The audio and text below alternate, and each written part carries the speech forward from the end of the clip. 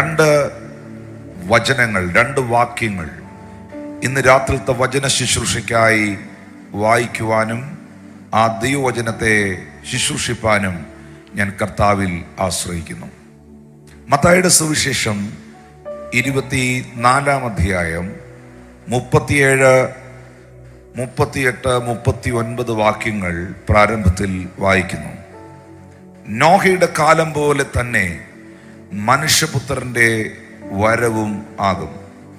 ജലപ്രളയം വന്ന് എല്ലാവരെയും നീക്കിക്കളയുവോളം അവർ അറിഞ്ഞതുമില്ല. മനുഷ്യപുത്രന്റെ വരവും അങ്ങനെ തന്നെ ആകും.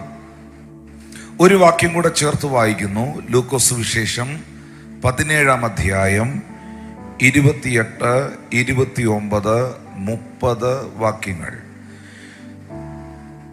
ലോത്തിന്റെ കാലത്ത് സംഭവിച്ചതുപോലെ തന്നെ അവർ തിന്നും കുടിച്ചും കൊണ്ട് വിറ്റും നട്ടും പണിതും പോന്നു. എന്നാൽ ലോത്ത് സോദോം വിട്ട നാളിൽ ആകാശത്ത് തീയും ഗന്ധകവും പെയ്ത എല്ലാവരെയും മുടിച്ചു കളഞ്ഞു. മനുഷ്യപുത്രൻ വെളിപ്പെടുന്ന നാളിൽ ഔവണ്ണം തന്നെ ആകും. രണ്ട് പ്രധാനപ്പെട്ട കാലഘട്ടങ്ങളെ യേശു കർത്താവിൻ്റെ മടങ്ങി വരവിനോടുള്ള ബന്ധത്തിൽ ദൈവത്തിൻ്റെ വചനം തെളിവായി അടയാളമായി പ്രസ്താവിച്ചിരിക്കുന്നു, അടിവരയിട്ട് രേഖപ്പെടുത്തിയിരിക്കുന്നു. ഈ സുവിശേഷ യോഗം ഇന്ന് രാത്രിയിൽ ഇവിടെ നടക്കുമ്പോൾ കഴിഞ്ഞ പകലിൽ സുവിശേഷത്തിൻ്റെ ശക്തി എന്തെന്ന് ഗുഡ് ഫ്രൈഡേ ദിവസത്തിൽ കേട്ടവർക്കായും അനുഭവിച്ചവർക്കായും ഞാൻ ദൈവത്തെ സ്തുതിക്കുകയാണ്. എന്നാൽ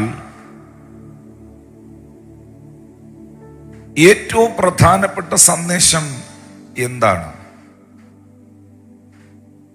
എല്ലാ സന്ദേശങ്ങളും എന്തിലേക്കാണ് വിരൽ ചൂണ്ടുന്നത്? വിശുദ്ധ ബൈബിൾ, എൻറ്റയർ ദ ബൈബിൾ, പൂർണ്ണമായും തിരുവെഴുത്തുകൾ എന്തിലേക്കാണ് വിരൽ ചൂണ്ടുന്നത്? നാം രക്ഷിക്കപ്പെട്ടിരിക്കുന്നു, വിശ്വാസ സ്നാനം കൈക്കൊണ്ടിരിക്കുന്നു, സഭയുടെ ഭാഗമായിരിക്കുന്നു, ആത്മീക ശുശ്രൂഷകളിൽ നമ്മൾ പങ്കാളിത്തം വഹിക്കുന്നു. നാളെ പകലിലും ഒരുപാട് ശുശ്രൂഷകർ കർത്താവിൻ്റെ വേലയ്ക്ക് വേണ്ടി അവരെ തന്നെ ഏൽപ്പിച്ചു കൊടുക്കുന്നു. എന്തിനു വേണ്ടി?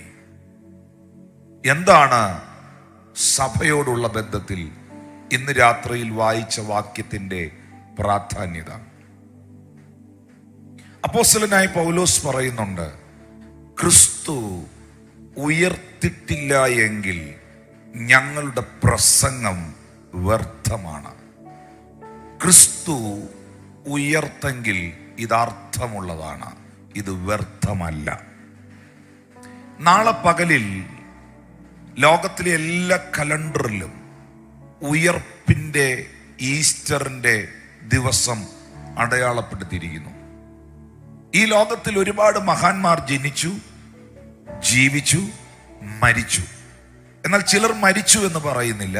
ചിലർ സമാധിയായി, ചിലർ മരണപ്പെട്ടു, ചിലർ നിര്യാതരായി, ചിലർ കൊല്ലപ്പെട്ടു. എന്നാൽ ഈ നിര്യാതരായവർ, സമാധിയായവർ, മരിച്ചവർ, അവരുടെ മരണത്തോടുകൂടെ അവരുടെ ചരിത്രം അവസാനിക്കപ്പെടുകയാണ്. എന്നാൽ കാലഘട്ടത്തെ AD എന്നും BC എന്നും രണ്ടായി തിരിച്ചുകൊണ്ട് വീട്ടിൽ കിടക്കുന്ന കലണ്ടർ വരെ ക്രിസ്തുവിന് മുൻപും ക്രിസ്തുവിന് ശേഷവും എന്ന സത്യത്തെ വിളംബരം ചെയ്യുമ്പോൾ കലണ്ടറുകളിൽ, ചരിത്രത്തിൻ്റെ ഏടുകളിൽ, താളുകളിൽ മരണത്തെ ജയിച്ച് ഉയർത്തെഴുന്നേറ്റ് എന്ന് രേഖപ്പെടുത്തിയിട്ടുള്ളത് ഇന്ന് രാത്രിയിൽ ഞാൻ പ്രസംഗിക്കുന്ന യേശുവാണെന്നുള്ളതിന് നിങ്ങൾക്ക് സംശയമുണ്ടെങ്കിലും ഒരു മതക്കാർക്കും സംശയമില്ല. നിങ്ങൾ കൈയടിക്കുന്നില്ലെങ്കിൽ എല്ലാവരും അത് അക്സെപ്റ്റ് ചെയ്യുന്നുണ്ട്. ഹല്ലേലൂയ.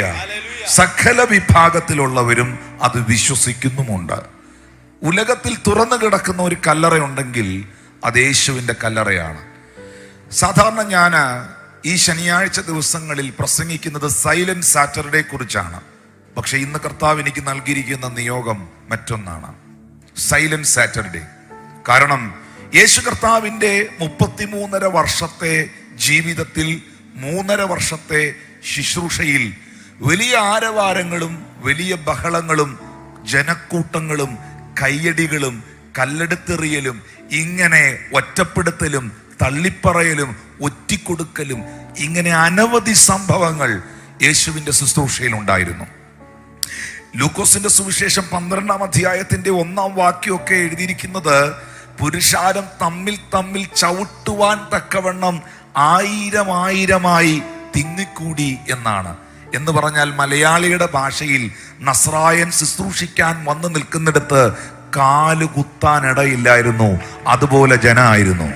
അങ്ങനെ ആരവാരങ്ങളും അങ്ങനെ ജനക്കൂട്ടങ്ങളും ഓശാനകളും പാട്ടുകളും പ്രസംഗങ്ങളും ശുശ്രൂഷകളും അത്ഭുതങ്ങളുമായി മുന്നേറിയ യേശു കർത്താവിനെ പിതാവായ ദൈവം അനുവദിച്ച സമയത്തിൽ വാഗ്ദത്വത്തിന്റെ നിവർത്തീകരണത്തിനായി മാനവകുലത്തെ രക്ഷിക്കേണ്ടതിനായി ഗതശമനായുടെ തോട്ടത്തിൽ നിന്ന് യേശു കർത്താവിനെ പടയാളികൾ പിടിച്ചു കെട്ടിക്കൊണ്ടുപോയി ഒരു രാത്രി മുഴുവൻ കസ്റ്റഡിയിൽ വെച്ച് ക്വസ്റ്റ്യൻ ചെയ്ത് പിറ്റേ ദിവസം വിധി കൽപ്പിച്ച് 2 കള്ളന്മാരുടെ നടുവിൽ 3 ആണികളിൽ മേൽ ലോകത്തിന്റെ ഒത്ത നടുക്ക് ഗോൽഗോത്തായിൽ യേശുവിനെ ക്രൂശിക്കുമ്പോൾ ആ സമൂഹം മുഴുവൻ കരുതിയത്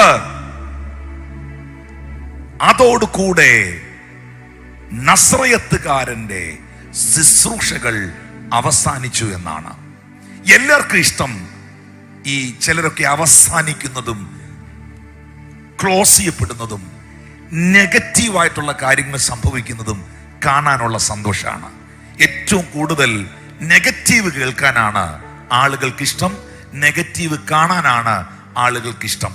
പക്ഷേ ക്രൂശിലേക്ക് നിങ്ങൾ നോക്കിയാൽ ആ ക്രൂശും അടയാളപ്പെടുത്തുന്നത് നെഗറ്റീവ് അല്ല, ക്രൂശും ഒരു സിംബൽ ഓഫ് പോസിറ്റീവ് ആണ്. ഹല്ലേലൂയ. ക്രൂശിലേക്ക് നിങ്ങൾ നോക്കിയാലും എനിക്ക് അവിടെ നെഗറ്റീവ് അല്ല പ്രിയമുള്ളവരെ കാണാൻ കഴിയുന്നത്. അത് നെഗറ്റീവ് ആണെന്ന് അവർക്ക് തോന്നിയാലും അവർ നോക്കുന്നത് പോസിറ്റീവിലേക്കാണ്. എത്ര പേർക്ക് ഞാൻ ഈ പറയുന്നത് മനസ്സിലാക്കാൻ കഴിയുന്നു എന്ന് എനിക്കറിയുകയില്ല. എല്ലാം അവസാനിച്ചു എന്നവർ കരുതി. അന്ധന്റെ കണ്ണു തുറന്നവന്റെ, ചെകിടന്റെ ചെവി കേൾപ്പിച്ചവന്റെ, ഊമനെ സംസാരിപ്പിച്ചവനെ, മരിച്ചവനെ ഉയർപ്പിച്ചവന്റെ കൈകളിൽ ആണിയടിച്ചു തുളച്ചു കയറ്റി ആ കൈകൾ നിശ്ചലമായി കിടന്നപ്പോൾ അത്ഭുതങ്ങളും അടയാളങ്ങളും വീര്യപ്രവർത്തികളും അതോടുകൂടെ അവസാനിച്ചു എന്ന് ചിന്തിച്ചവർക്ക് തെറ്റി.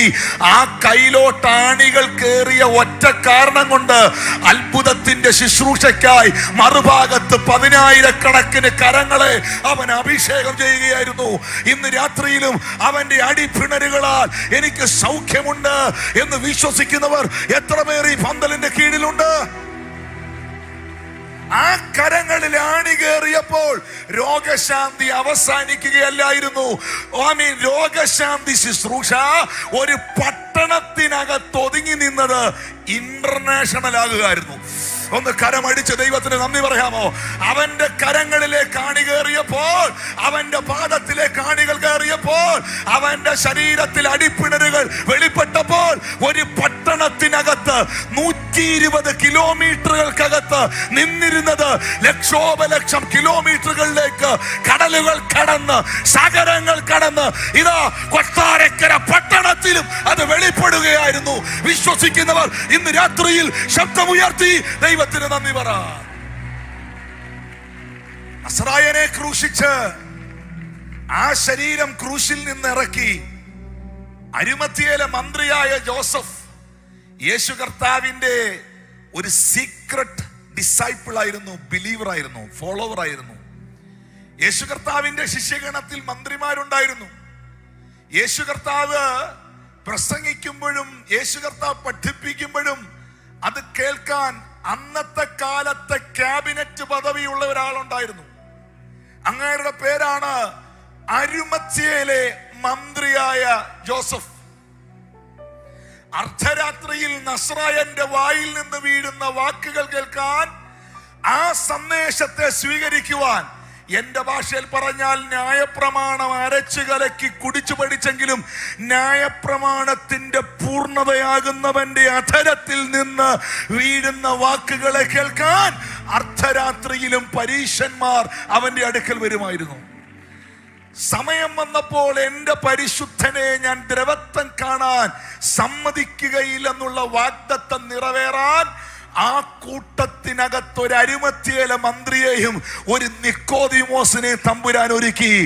അധികാര കേന്ദ്രങ്ങളിൽ നിന്ന് അധികാരപത്രങ്ങൾ കൈക്കലാക്കി യേശു കർത്താവിനെ വെള്ള തുണിക്കകത്ത് കെട്ടി താഴെ ഇറക്കി സുഗന്ധദ്രവ്യങ്ങൾ പൂശി ആരെയും ഇന്ന് വരെ വെച്ചിട്ടില്ലാത്ത, ആരെയും അടക്കിയിട്ടില്ലാത്ത, കല്ലിനകത്ത് വെട്ടിത്തീർത്ത മനോഹരമായ പൂന്തോട്ടത്തിനകത്തുള്ള ഏറ്റവും മനോഹരമായ ഒരു കല്ലറയിൽ, പഞ്ചായത്ത് പ്രസിഡന്റിന്റെ കല്ലറയിലല്ല, ഏതോ ഒരു സാധാരണക്കാരന്റെ ഖബറിലല്ല, ആരെയൊക്കെയോ അടക്കിയ ഏതെങ്കിലും ഒരു കുഴിയിലല്ല, അരിമത്യേല മന്ത്രിയായ ജോസഫിന്റെ കല്ലറയിൽ രാജാതി രാജാവിനെ, കർത്താതി കർത്താവിനെ, ദേവാതി ദേവനെ, അവന്റെ ശരീരത്തെ അവർ കൊണ്ടുവച്ചു.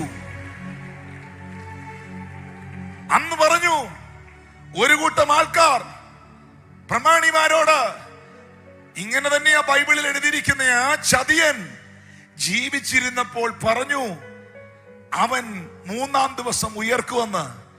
അവൻ പറഞ്ഞത് നടക്കാതിരിക്കാൻ എന്തായാലും നമ്മുടെ ഗൂഢാലോചനയും നമ്മുടെ പദ്ധതികളും നടന്നു എന്ന സന്തോഷത്തിൽ യേശു കർത്താവിനെ കല്ലറയിൽ അടക്കി കല്ലറവാതിക്കൽ പലര് ചേർന്ന് കല്ല് ഉരുട്ടി വെച്ചു.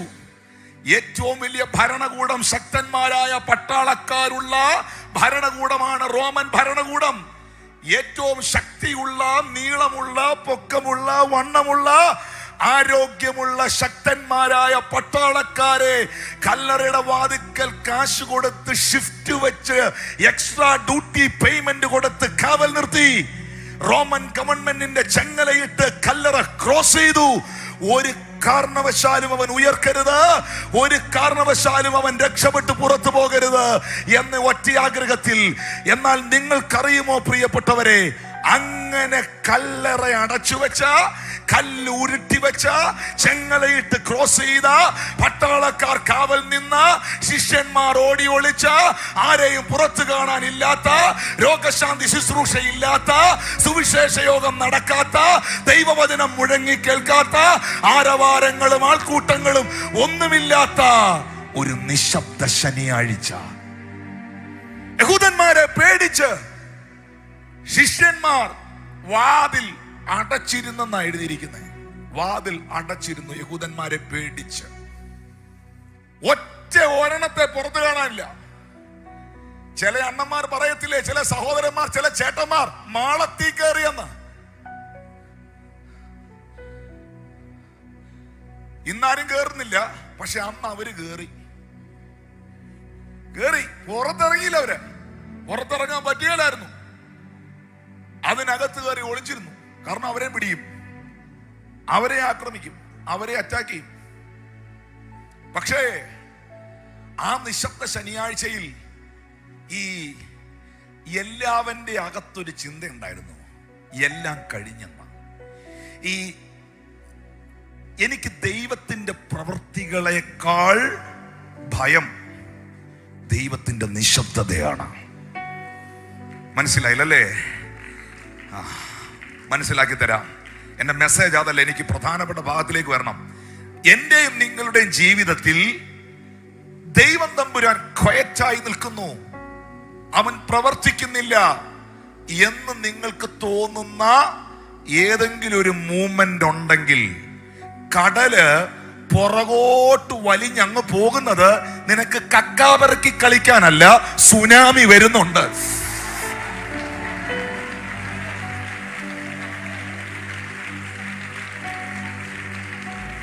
ദൈവം എവിടെയെങ്കിലും നിശബ്ദനായി നിൽക്കുന്നെങ്കിൽ, ദൈവത്തിന്റെ പ്രവർത്തികൾ വെളിപ്പെടേണ്ട സമയത്ത് അത് വെളിപ്പെടാതെ, ദൈവമേ നീ എന്തുകൊണ്ടാണ് ഇപ്പോൾ പ്രവർത്തിക്കാതെ നിശബ്ദനായിരിക്കുന്നത് എന്നൊരു ചോദ്യം നിന്റെ മുമ്പിലുണ്ടെങ്കിൽ, ചരിത്രത്തെ AD എന്നും BC എന്നും തിരിക്കാനുള്ള സാധനം വരുന്നുണ്ട്. കാലഘട്ടത്തെ AD എന്നും BC എന്നും തിരിക്കാനുള്ള സാധനം വരുന്നുണ്ട്. ഇന്ന് ഈ രാത്രിയിൽ ഞാൻ ദൈവത്തിന്റെ നിശബ്ദതയെ ഭയപ്പെടുന്നു.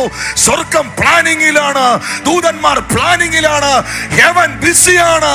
നിനക്ക് വേണ്ടി ഹെവൻ ബിസിയാണ്.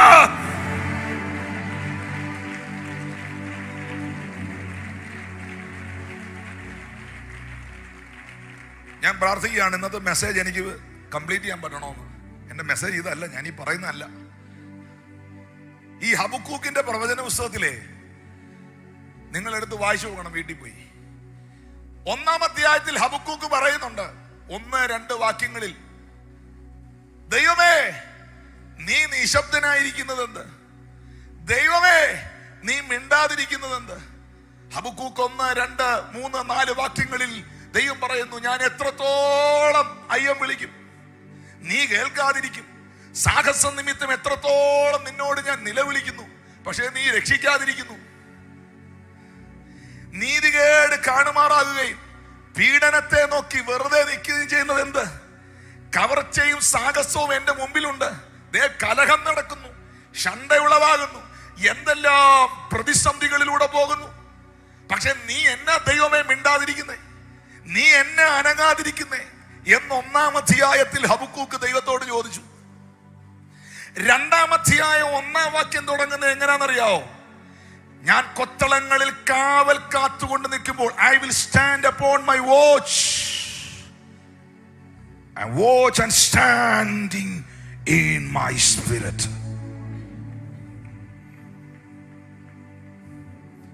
ഞാൻ കൊത്തളങ്ങളിൽ കാവൽ കാത്തുകൊണ്ടിരുന്നപ്പോൾ നിങ്ങൾ വിചാരിക്കുന്ന ചായയും കുടിച്ച് അവിടെ ഇരിക്കുകയല്ല. ഞാൻ കൊത്തളങ്ങളിൽ I stand upon my watch and set me upon the tower. അവൻ എന്നോട് എന്ത് അരുളി ചെയ്യുമെന്നറിയാൻ ഞാൻ ഇങ്ങനെ വാച്ച് ചെയ്ത് നിൽക്കുകയാണ്. കാരണം മണിക്കൂറുകളുടെ ദിവസങ്ങളുടെ നിശബ്ദതകളിലൂടെ എന്റെ ജീവിതം കടന്നുപോയി. 2-ാം അധ്യായത്തിൽ വരുമ്പോൾ പ്രവാചകൻ പറയുന്നു, അവൻ എന്നോട് എന്താണ് അരുളി ചെയ്യാൻ പോകുന്നത്? ഞാൻ കുറെ ചോദ്യങ്ങൾ അങ്ങോട്ട് ചോദിച്ചല്ലോ, എന്തേലും മറുപടി വരുമോ എന്ന് എനിക്കൊന്നറിയണം എന്നുള്ള നിലയിൽ I stand. I am not leave it, I am stand. ഞാൻ ചർച്ച് വിട്ടു പോകുകയല്ല, ഞാൻ ആരാധന വിട്ടു പോകുകയല്ല, ഞാൻ പിണങ്ങി പോകുകയല്ല. ദൈവത്തിന്റെ നിശബ്ദതയിലും അവന്റെ ശബ്ദത്തിനായി ഞാൻ സ്റ്റാൻഡ് ചെയ്തു. ദൈവത്തിന്റെ നിശബ്ദതയിലും അവൻ പ്രവർത്തിക്കാതെ ഇരിക്കുമ്പോഴും അവന്റെ പ്രവർത്തിക്കും അവന്റെ ശബ്ദം കേൾക്കുവാനും ഞാൻ കാതോർത്തു നിന്നു.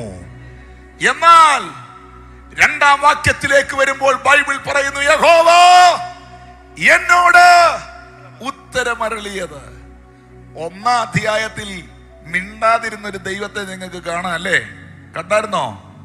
2-ാം അധ്യായത്തിൽ പ്രതിസന്ധിയുടെ നടുവിൽ, പ്രതികൂലത്തിന്റെ നടുവിൽ, വെല്ലുവിളിയുടെ നടുവിൽ, ദൈവിക നിശബ്ദതയുടെ നടുവിൽ ദൈവമേ എന്താ നീ പ്രവർത്തിക്കാത്തത്? ദുഷ്ടന്റെ പ്രവൃത്തി കണ്ടിട്ട് നീ എന്താ ന്യായം വിധിക്കാത്തത്?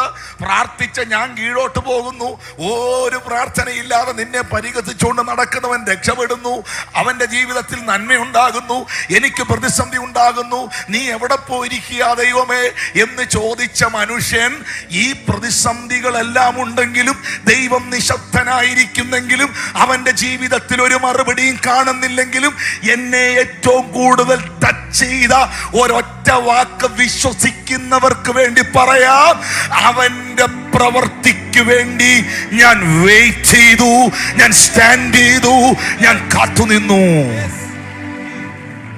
ആരെങ്കിലും ഉണ്ടോ അങ്ങനെ ഈ പന്തലിൽ? അങ്ങനെ ആരെങ്കിലും ഉണ്ടോ? എനിക്ക് പിണങ്ങിപ്പോയവന്റെ ചരിത്രം കേൾക്കണ്ട. എനിക്ക് ഇന്ന് രാത്രി വായും പൂട്ടി ദൈവത്തോട് പിണങ്ങിയിരിക്കുന്ന ദൈവദാസന്മാരോട് മുഖവും വീർപ്പിച്ചിരിക്കുന്നവന്റെ കഥ എനിക്ക് കേൾക്കണ്ട. ഇന്ന് രാത്രിയിൽ ദൈവത്തിന്റെ ശബ്ദത്തിനായി, ദൈവത്തിന്റെ പ്രവർത്തിക്കായി എന്തെല്ലാം പ്രതികൂലങ്ങൾ സംഭവിച്ചാലും, എന്തെല്ലാം വെല്ലുവിളികൾ വന്നാലും I will stand in his presence.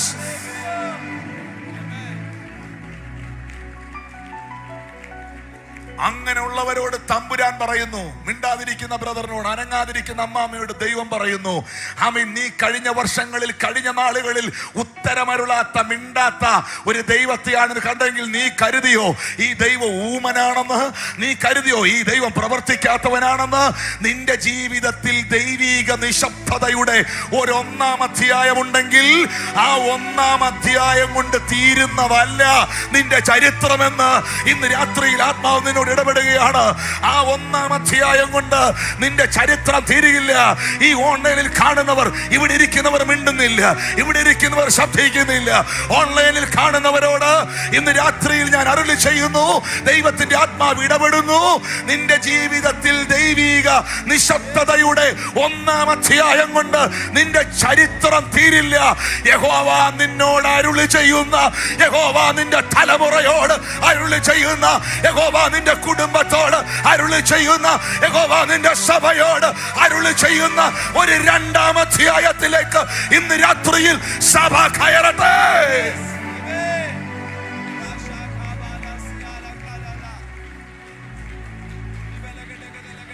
ഈ ദർശനം എഴുതുക, ഓടിച്ചു വായിപ്പാൻ തക്കവണ്ണം. ഈ മലയാളത്തിൽ എഴുതിയിരിക്കുന്നത് ഓടിച്ചു വായിക്കാൻ തക്കവണ്ണം എഴുതാനാ. പക്ഷെ ഇംഗ്ലീഷിൽ എഴുതിയിരിക്കുന്നത് എങ്ങനെയാണെന്നറിയാമോ? Write the vision and make it plain upon tables that he may learn that read it. മലയാളത്തിൽ എഴുതിയിരിക്കുന്നത് ഓടിച്ചു വായിക്കാൻ തക്കവണ്ണമല്ല, ഓടിപ്പോകുന്നവനും വായിക്കണം എന്ന് വെച്ചാൽ, ഓടിപ്പോകുന്നവനും വായിക്കണമെന്ന് പറഞ്ഞാൽ നിന്നെ ദൈവം മാനിച്ചത് ഒരുത്തനും നിന്നിങ്ങനെ നോക്കണമെന്നില്ല, ചുമ്മാ ഓടിപ്പോകുന്നവനും അത് കാണാൻ പറ്റും. Someone is here tonight. I'm going to prophesy here. The Lord is going to change it. എന്നും ഒന്നാം അധ്യായമല്ല, എന്നും നിലവിളിയല്ല, എന്നും കണ്ണുനീരല്ല, എന്നും കഷ്ടതയല്ല, എന്നും കടമേടിപ്പല്ല, എന്നും നിന്നയല്ല, എന്നും പരാജയമല്ല, എന്നും ദുഃഖ വെള്ളിയാഴ്ചയല്ല, എന്നും ക്രൂശിക്കപ്പെടലല്ല. ഇന്ന് രാത്രിയിൽ നിനക്കൊരു ഉയർപ്പുണ്ട് എന്ന് വിശ്വസിക്കാമോ?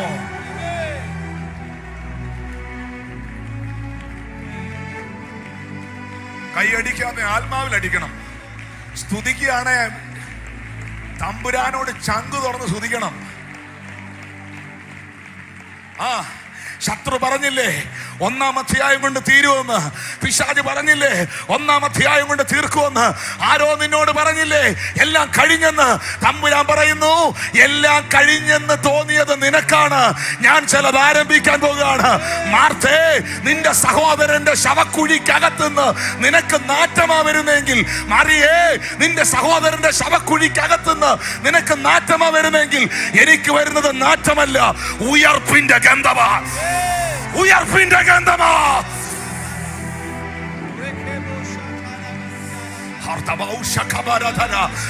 ദൈവം ചിലത് തുടങ്ങുന്നു ഇന്ന് രാത്രിയിൽ. നിന്റെ ശുശ്രൂഷയ്ക്കകത്ത് നിന്റെ അനോയിന്റിങ്ങിനെ അവൻ ഇൻക്രീസ് ചെയ്യട്ടെ, നിന്റെ ലെവൽസിനെ അവൻ ചേഞ്ച് ചെയ്യട്ടെ.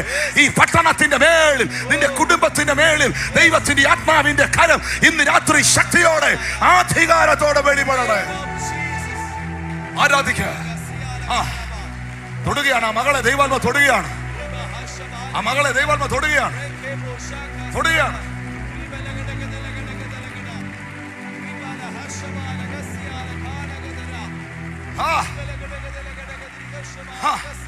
ഓടിപ്പോകുന്നവനും വായിക്കട്ടെ, ഓടിപ്പോകുന്നവനും കാണട്ടെ.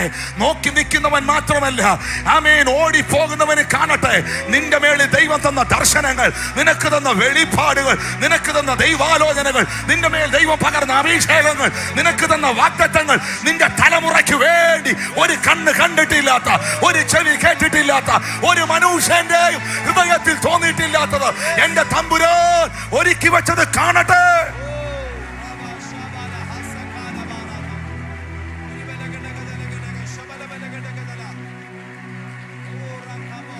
I'm feeling the mighty anointing tonight. ഇത് ചുമ്മാ വെറുതെ നിൽക്കുന്നവരോട് ഇന്ന് രാത്രി ദൈവത്തിന് ഒന്നും ഇടപെടാനില്ല. ഇത് വിടുതലിന്റെ ശനിയാഴ്ചയാ, ഇത് വിടുതലിന്റെ രാത്രിയാ. മാനുഷിക തലത്തിൽ ഇത് നിശബ്ദ ശനിയാഴ്ചയാ. യഹൂദന്മാരുടെ കണ്ണിൽ ഇത് നിശബ്ദ ശനിയാഴ്ചയാ.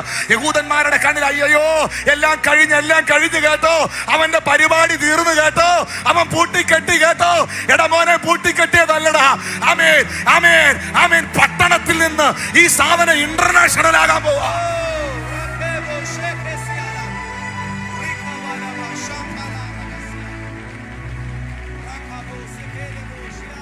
യഹൂദിയ നാട്ടിൽ നിന്ന് ഇത് ലോക രാജ്യങ്ങളിലേക്ക് സ്പ്രെഡ് ആകുക.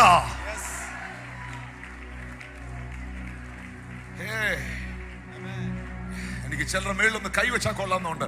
I am feeling the mighty anointing tonight. ഓ റബ ശക റബ തർബന ഹസകന ലയ ബ്രോകോടോബോ സന്തൽകന. ഇവിടെ നിൽക്കുന്ന ദൈവദാസന്മാരോട് ഞാൻ പ്രവചിക്കുന്നു, ഇവിടെ ഇരിക്കുന്ന കൂട്ടത്തോട് ഞാൻ പ്രവചിക്കുന്നു, ദൈവത്തിന്റെ നിശബ്ദതകളിൽ നീ തളർന്നു പോകരുത്. ദൈവത്തിന്റെ നിശബ്ദതകളിൽ നീ നിലവിളിച്ചു പോകരുത്. ദൈവത്തിന്റെ നിശബ്ദതകളിൽ നീ തളർന്നു പോകരുത്.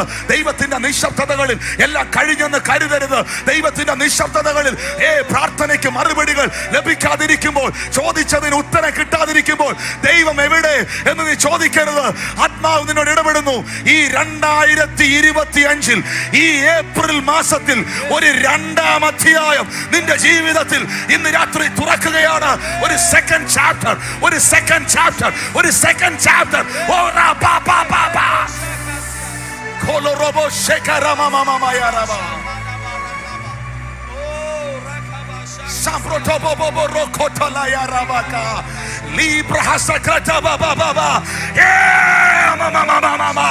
ഒരു 2-ാം അധ്യായം ഇന്ന് രാത്രിയിൽ ആരംഭിക്കുകയാണ്. ആരുടെയൊക്കെ ജീവിതത്തിൽ ശത്രു മൂടിവെച്ചത്, ദുഷ്ടൻ മൂടിവെച്ചത്, പിശാച് അടച്ചു വെച്ചത് ഇന്ന് രാത്രിയിൽ ആത്മാവ് തുറക്കുന്നു. ശത്രു അടച്ചു വെച്ചത്, പിശാച് മൂടിവെച്ചത്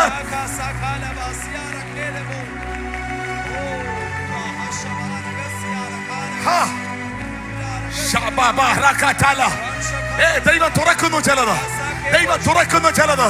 ഫെലിസ്ത്യന്മാർ മണ്ണിട്ട് മൂടിയ കിണറുകൾ, ശത്രുക്കൾ മണ്ണിട്ട് മൂടിയ കിണറുകൾ ഇന്ന് രാത്രി കിണറേ പൊങ്ങിവാ,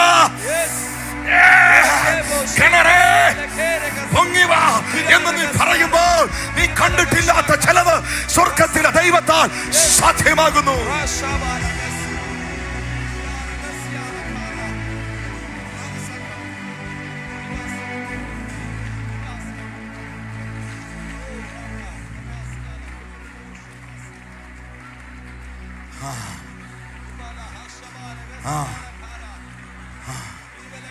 രണ്ടാം അധ്യായം തുറക്കാൻ പോവാ. നിന്റെ ജീവിതത്തിൽ ഒരു 2-ാം അധ്യായം തുറക്കാൻ പോവാ. ഓടിപ്പോകുന്നവനും വായിക്കാൻ കഴിയുന്ന നിലയിൽ, ഓടിപ്പോകുന്നവനും കാണാൻ കഴിയാത്ത നിലയിൽ നോക്കി നിന്നവരുണ്ട്, പതിയിരുന്നവരുണ്ട്. എന്നാൽ ഓടിപ്പോകുന്നവനും പറയാൻ പോകുകയാണ്, ഇവർ യഹോവയാൽ അനുഗ്രഹിക്കപ്പെട്ട സന്തതിയല്ലോ.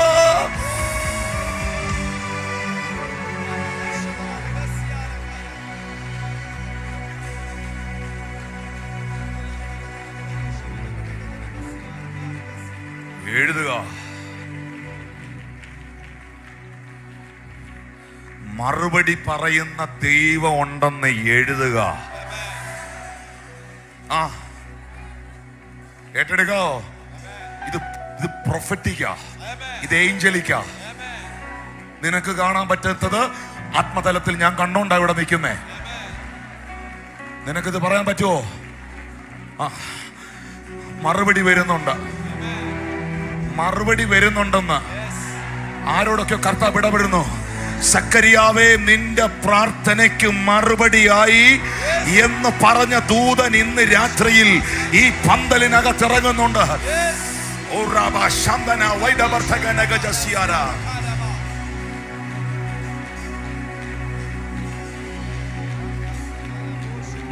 പ്രവാചകൻ ദൈവത്തോട് പറയുകയാണ്, യഹോവേ, ആണ്ടുകൾ തീരും മുൻപേ, അടുത്ത വാക്യത്തിൽ എഴുതിയിരിക്കണം, അതെ, ആണ്ടുകൾ തീരും മുൻപേ നിന്റെ പ്രവൃത്തിയെ നീ ജീവിപ്പിക്കണം, നീ ജീവിപ്പിക്കണം. ആണ്ടുകൾ തീരും മുമ്പ്, മുൻകഴിഞ്ഞ വർഷങ്ങളിൽ ദൈവത്തിന്റെ നിശബ്ദതകളുടെ നടുവിലും ഞാൻ നിലവിളിച്ച് ദൈവത്തെ ആരാധിച്ചെങ്കിൽ, ദൈവത്തിന്റെ നിശബ്ദതയുടെ നടുവിലും ഞാൻ തിരുപാദപീഠത്തിൽ നിന്നെങ്കിൽ ദൈവത്തിന്റെ നിശബ്ദതയുടെ നടുവിലും ഈ തിരുവെഴുത്തുകളെ ചങ്കോട് ചേർത്ത് വെച്ച് ഞാൻ എൻ്റെ ദൈവത്തെ സ്തുതിച്ചെങ്കിൽ, ദൈവത്തിന്റെ നിശബ്ദതയുടെ നടുവിലും ചിലരെ പോലെ ഞാൻ പിന്മാറിയില്ലെങ്കിൽ, ദൈവത്തിന്റെ നിശബ്ദതയുടെ നടുവിലും നീ ദൈവത്തെ ചോദ്യം ചെയ്തില്ലെങ്കിൽ, നീ എഴുതി വെച്ചോ, നീ ഇന്ന് റൈറ്റ് ചെയ്ത് വെച്ചോ, നിന്റെ ജീവിതത്തിൽ ഒരു 2-ാം അധ്യായം നിനക്കും നിന്റെ കുടുംബത്തിനും നിന്റെ തലമുറയോടും നിന്റെ ദേശത്തോടും നിന്റെ സഭയോടും എൻ്റെ ദൈവം മറുപടി പറയുന്ന ഒരു 2-ാം അധ്യായം ഇന്ന് രാത്രി തുറക്കപ്പെടുകയാ.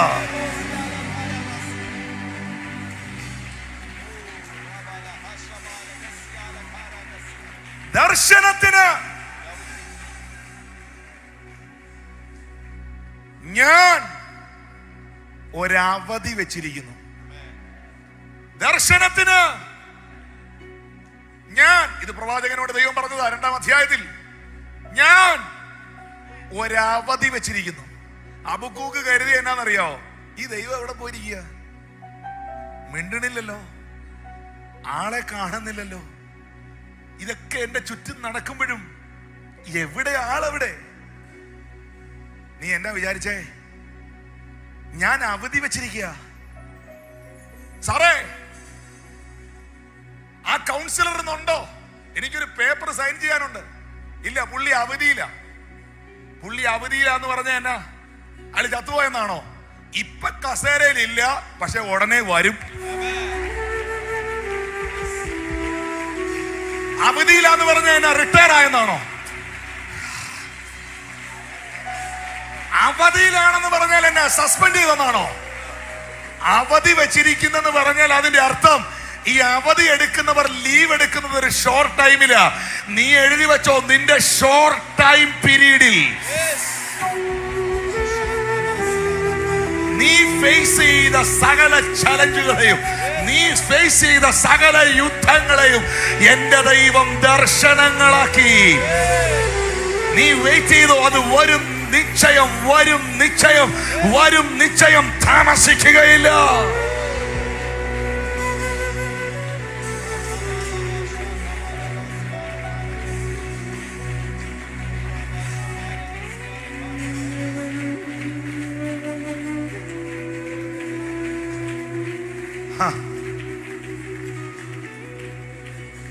യഹോവേ, ആണ്ടുകൾ തീരും മുൻപേ, അതേ ആണ്ടുകൾ കഴിയും മുൻപേ നിന്റെ പ്രവൃത്തിയെ നീ ജീവിപ്പിക്കണം. ഇന്ന് ഇതിനകത്തിരിക്കുന്ന ആരെങ്കിലും എൻ്റെ കുറേ സമയം പോയി പാസ്റ്ററേ, എൻ്റെ കുറേ വർഷങ്ങൾ വെറുതെ പോയി എന്ന് പറയുന്ന ആരെങ്കിലും ഇതിനകത്ത് ഇരിപ്പുണ്ടെങ്കിൽ, നിനക്ക് നഷ്ടപ്പെട്ട സൻവത്സരത്തോട് എൻ്റെ ദൈവ സൻവത്സരങ്ങളെ ചേർത്ത് തുന്നാൻ പോവുകയാണ്. ഞാൻ ആത്മാവിൽ പ്രവചിക്കുന്നു ഇന്ന് രാത്രിയിൽ, നിനക്ക് നഷ്ടപ്പെട്ട വർഷങ്ങളെയും മണിക്കൂറുകളെയും സമയങ്ങളെയും അവസ്ഥകളെയും മുഴുവൻ നിന്റെ ജീവിതത്തിൽ മടക്കി തന്ന് എൻ്റെ ദൈവം മാനിക്കുമെന്ന് ഇന്ന് രാത്രിയിൽ ആത്മാവ് നിന്നോട് പ്രവചിക്കുകയാണ്.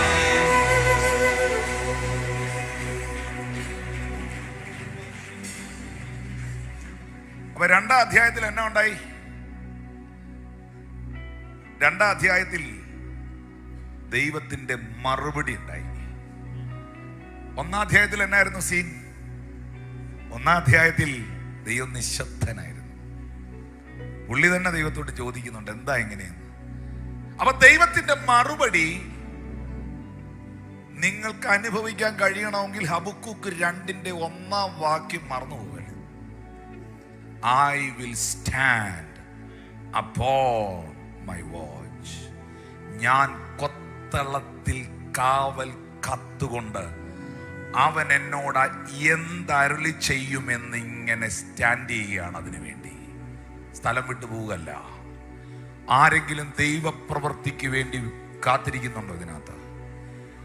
ഏതെങ്കിലും വിഷയത്തിന് വേണ്ടി നീ പ്രാർത്ഥനയ്ക്ക് പോയിട്ട് നടക്കാത്ത എന്നാ, നിന്റെ പിള്ളേരുടെ കല്യാണം നടക്കാത്ത എന്നാ, നിനക്ക് അത്ഭുതം സംഭവിക്കാത്ത എന്നാ, നിന്റെ ജീവിതത്തിൽ നന്മയുണ്ടാകാത്ത എന്നാ, നീ ഗതി പിടിക്കാത്ത എന്നാ എന്ന് നിന്നോട് ആരെങ്കിലും ചോദിക്കുന്നെങ്കിൽ നീ സൗഖ്യമാകാത്ത എന്നാ, നിനക്ക് മക്കളുണ്ടാകാത്ത എന്നാ, നിന്റെ കല്യാണം നടക്കാത്ത എന്നാ എന്നൊക്കെ ചോദിക്കുന്നെങ്കിൽ ഇതും കേട്ടോണ്ട് വല്ലോനും പറയുന്ന കേട്ടോണ്ട് ഈ സംഭവം പുസ്തകം വെച്ച് വിശ്വാസവും അടിയറവ് വെച്ച് പുറകോട്ട് പോകരുത്.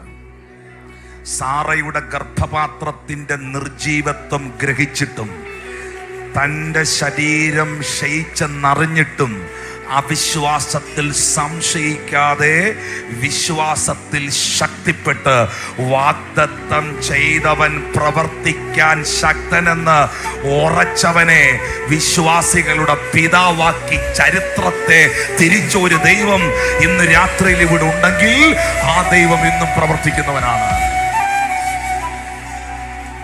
അബ്രഹാമിന് കല്ലുകളിൽ നിന്ന് തലമുറകളെ എഴുന്നേൽപ്പിക്കാൻ കഴിവുള്ള കർത്താവിന് അതാ പ്രവാചകൻ പറഞ്ഞത്, പ്രവാചകനോട് ദൈവം പറഞ്ഞത്, അത് വൈകിയാലും വരും നിശ്ചയം. അടുത്തിരിക്കുന്ന കൈ കൊടുത്ത് പറയുന്നത് ഉറപ്പുള്ളൊരു കാര്യം എന്ന് പറഞ്ഞ്. ഇത് ഉറപ്പുള്ള കാര്യമാണ്, ഇത് ഉറപ്പുള്ള കാര്യമാണ്. ദൈവത്തിന് വേണ്ടി, അവന്റെ വചനത്തിന് വേണ്ടി കാത്തു നിന്ന, സ്റ്റാൻഡ് ചെയ്ത ഏതെങ്കിലും ഒരു കുടുംബം, ഒരു കൊച്ച്, ഒരു ചെറിയ കുഞ്ഞ്, ഒരു വല്യപ്പച്ചൻ, ഒരു വല്യമ്മച്ചി, ആരെങ്കിലും ഇതിനകത്തുണ്ടെങ്കിൽ എന്നെ മാനിക്കുന്നവനെ ഞാനും മാനിക്കുമെന്ന് പറഞ്ഞവൻ അത് ചെയ്തിരിക്കും. ചെയ്തിരിക്കും. 3-ാം അധ്യായത്തിന്റെ 1-ാം വാക്യം എങ്ങനെയാ തുടങ്ങുന്നേ? വിഭ്രമരാഗത്തിൽ ഹബക്കൂക്ക് പ്രവാചകന്റെ ഒരു പ്രാർത്ഥനാ ഗീതം. കണ്ടോ, ആള് വർഷിപ്പിലോട്ട് കയറി. 2-ാം വാക്യം നോക്കിയേ. യഹോവേ, നിന്റെ കേൾവി കേട്ട് ഞാനങ്ങ് ഭയപ്പെട്ടു. ഈ പുള്ളിയെ 1-ാം അധ്യായത്തിൽ ചോദിച്ചേ, എവിടെയാ സാറേന്ന്?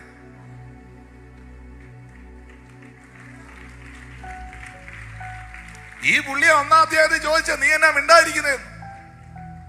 ഈ പുള്ളിയെ 1-ാം അധ്യായത്തിൽ ചോദിച്ചേ, നീ എന്താ അനങ്ങാതിരിക്കുന്നേ? എന്നാ തമ്പുരാനൊന്ന് മിണ്ടിയപ്പോ പുള്ളി പറയോ, അയ്യോ മതി കേട്ടോ, പേടിച്ചു പോയെന്ന്.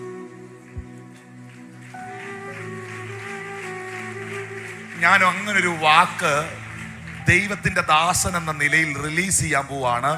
നീ ഞെട്ടുന്ന നിലയിൽ ഒരു ദൈവപ്രവൃത്തി കർത്താവ് നിന്റെ ജീവിതത്തിൽ ചെയ്യട്ടെ. നീ അത്ഭുതപ്പെടുത്തത്ത നിലയിൽ, എന്റെ ഭാഷയെ പറഞ്ഞ നീ പേടിച്ചു പോകത്തക്ക നിലയിൽ ഒരു ദൈവപ്രവൃത്തി ഇന്ന് രാത്രിയിൽ ദൈവം നിന്റെ ജീവിതത്തിൽ ചെയ്യട്ടെ. നിന്റെ കേൾവി കേട്ട് ഞാൻ ഭയപ്പെട്ടു പോയി. ആണ്ടുകൾ കഴിയും മുമ്പേ നിന്റെ പ്രവൃത്തിയെ ജീവിപ്പിക്കണം. ആണ്ടുകൾ കഴിയും മുൻപേ അതിനെ വെളിപ്പെടുത്തണം. ഈ വർഷം തീരുന്നതിന് മുൻപ്, ഈ കൊല്ലം തീരുന്നതിന് മുൻപ്, ഈ വർഷത്തിന്റെ 6-ാം മാസത്തിലേക്ക് കയറുന്നതിന് മുൻപ്, ഈ കൊല്ലം അവസാനിക്കുന്നതിന് മുൻപ് എൻ്റെ ജീവിതത്തിൽ ദൈവം പറഞ്ഞ വാഗ്ദത്തങ്ങൾ ജീവിക്കുമെന്ന് ഉറപ്പുള്ള ദൈവമക്കൾ ഇന്ന് രാത്രി ശബ്ദമുയർത്തി എൻ്റെ കർത്താവിന് നന്ദി പറ.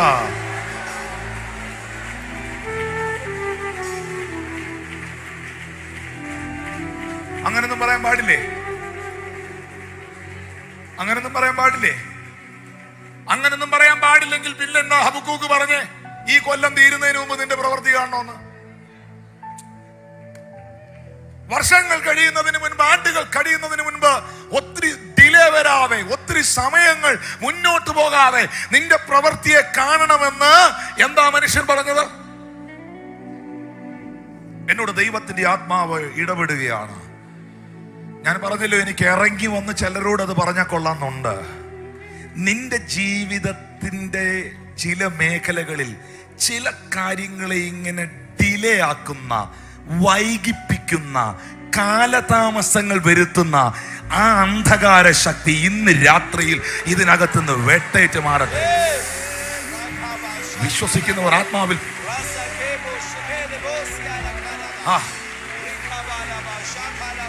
സ്വീകരിക്കേണ്ടവർ സ്വീകരിച്ചു. അന്തല പ്രവചകടക ശബ്ദന വൈദവർത്തക നഗജൽക്കര ആമേ റബൽ കനഗരഗദല മൗസസ്.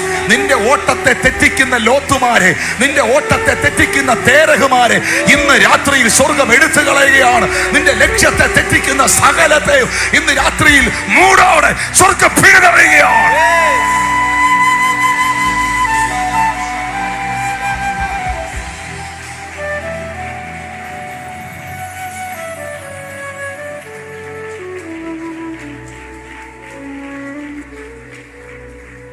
ഞാൻ ഈ ഭാഗം അവസാനിപ്പിക്കുക.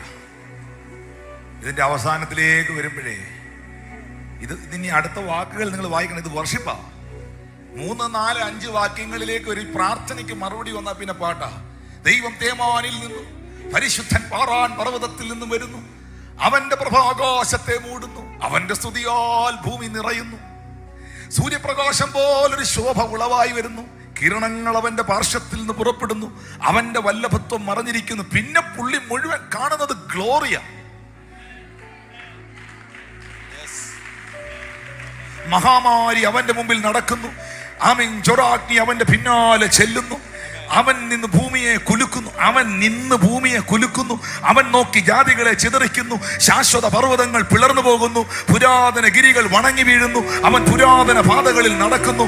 ആമേൻ. ഹല്ലേലൂയ. ഏറ്റവും താഴത്തെ ഏറ്റവും അവസാനത്തെ വാക്യത്തിലേക്ക് വരുമ്പോൾ അവൻ പറയുകയാണ്, യഹോവയായ കർത്താവിന്റെ ബലമാകുന്നു. അവൻ എന്റെ കാലുകൾ പേടമാൻ കാല് പോലെ ആക്കുന്നു. ഉന്നതങ്ങളിൽ അവൻ എന്നെ. പ്രാർത്ഥനയ്ക്ക് മറുപടി വന്നാൽ നീ കീഴോട്ട് പോകുമോ? നല്ല പ്രാർത്ഥനയുടെ മറുപടി വെളിപ്പെട്ടാൽ നീ താഴോട്ട് പോകുമോ? നല്ല എഴുതിയിരിക്കുന്നത്, ഉന്നതികളിൽ അവൻ എന്നെ നടക്കുമാറാക്കുന്നു. ഇന്ന് രാത്രിയിൽ നിന്റെ കാലുകളെ പേടമാൻ കാല് പോലെയാക്കി. ആമീൻ. ഒരുത്തന് ഓടിക്കേറാൻ പറ്റാത്തടുത്ത് ഇന്ന് രാത്രി ഓടിക്കേറാനുള്ള ഒരാത്മബലം നിന്റെ കാലുകളിൽ ദൈവം പകരുകയാണ്. It is prophetic.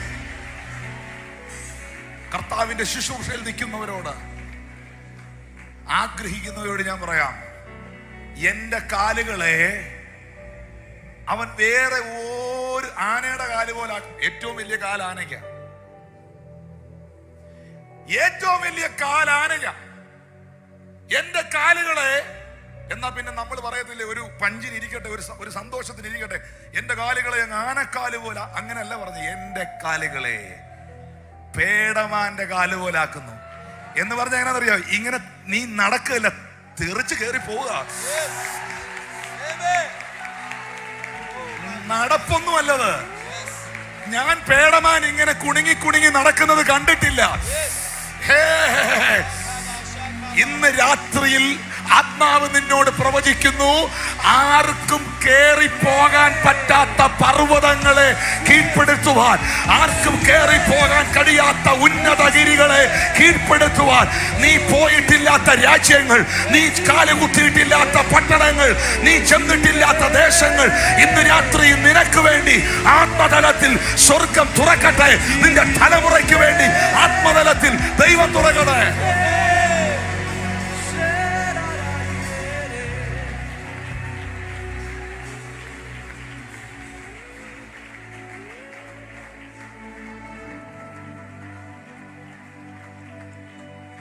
ഒന്നിരുന്നേ.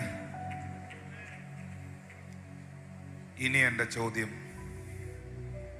എൻ്റെ പ്രിയപ്പെട്ടവരോട്, എൻ്റെ പ്രിയ സഹോദരി സഹോദരന്മാരോട്, ദൈവത്തിന്റെ നിശബ്ദതയെ പേടിക്കണോ?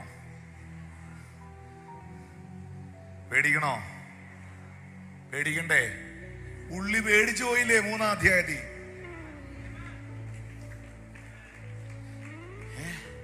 ദൈവത്തിന്റെ നിശബ്ദത ഒരു ഷോർട്ട് ടൈം ആണോ? ഉറപ്പാ. യോന തിമിംഗലത്തിന്റെ ഉദരത്തിൽ, കടൽ മത്സ്യത്തിന്റെ, കടലാനയുടെ ഉദരത്തിൽ 3 ദിവസം ഇരിക്കുമ്പോഴേ നോർത്തെ എന്തേലും പുള്ളിക്ക് കേൾക്കാനുണ്ടോ, കാണാനുണ്ടോ? നിശബ്ദതയല്ലേ? പക്ഷേ ഈ കടൽ മത്സ്യം കൃത്യമായി ഈ പുള്ളിയെ കൊണ്ടുവന്ന് ഈ ദുബായിക്ക് പോകേണ്ട ഫ്ലൈറ്റ് ദുബായി ലാൻഡ് ചെയ്യുന്നത് പോലെ ഈ കടൽ മത്സ്യം എമിറേറ്റ്സ് ഫ്ലൈറ്റ് വന്ന് നിൽക്കുന്നത് പോലെ അവിടെ തർശീശി വന്ന് ലാൻഡ് ചെയ്യുക. എന്നിട്ട് യോനയോട് മാത്രം പറയുക, passenger please, this is your destination. Thank you sir. നിങ്ങൾക്ക് ഇറങ്ങാം. ഓക്സിജൻ ഇല്ലാതെ, ഭക്ഷണം ഇല്ലാതെ, ശ്വാസം പിടിക്കാൻ കഴിയാതെ 3 ദിവസം കടൽ മത്സ്യത്തിന്റെ ഉദരത്തിനകത്ത് ദൈവീക പദ്ധതിയിൽ നിൽക്കുന്ന ഒരുത്തനെ തമ്പുരാന് സൂക്ഷിക്കാൻ പറ്റുമെങ്കിൽ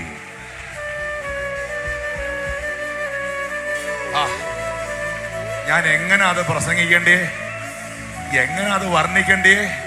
ദൈവത്തിന് നാളുകളിൽ ഉപയോഗിക്കാനുള്ളവനെ ദൈവത്തിന് എത്തിക്കേണ്ടിടത്ത് എത്തിക്കാൻ ഓക്സിജൻ സപ്ലൈ പോലും വേണ്ടെങ്കിൽ ഇന്ന് രാത്രിയിൽ ഒരു പൈശാചിക പദ്ധതികൾക്കും നിന്നെ തകർക്കുവാൻ കഴിയുകയില്ലെന്നുള്ള ദൈവാലോചന ഇന്ന് രാത്രി ഞാൻ കൈമാറുകയാണ്.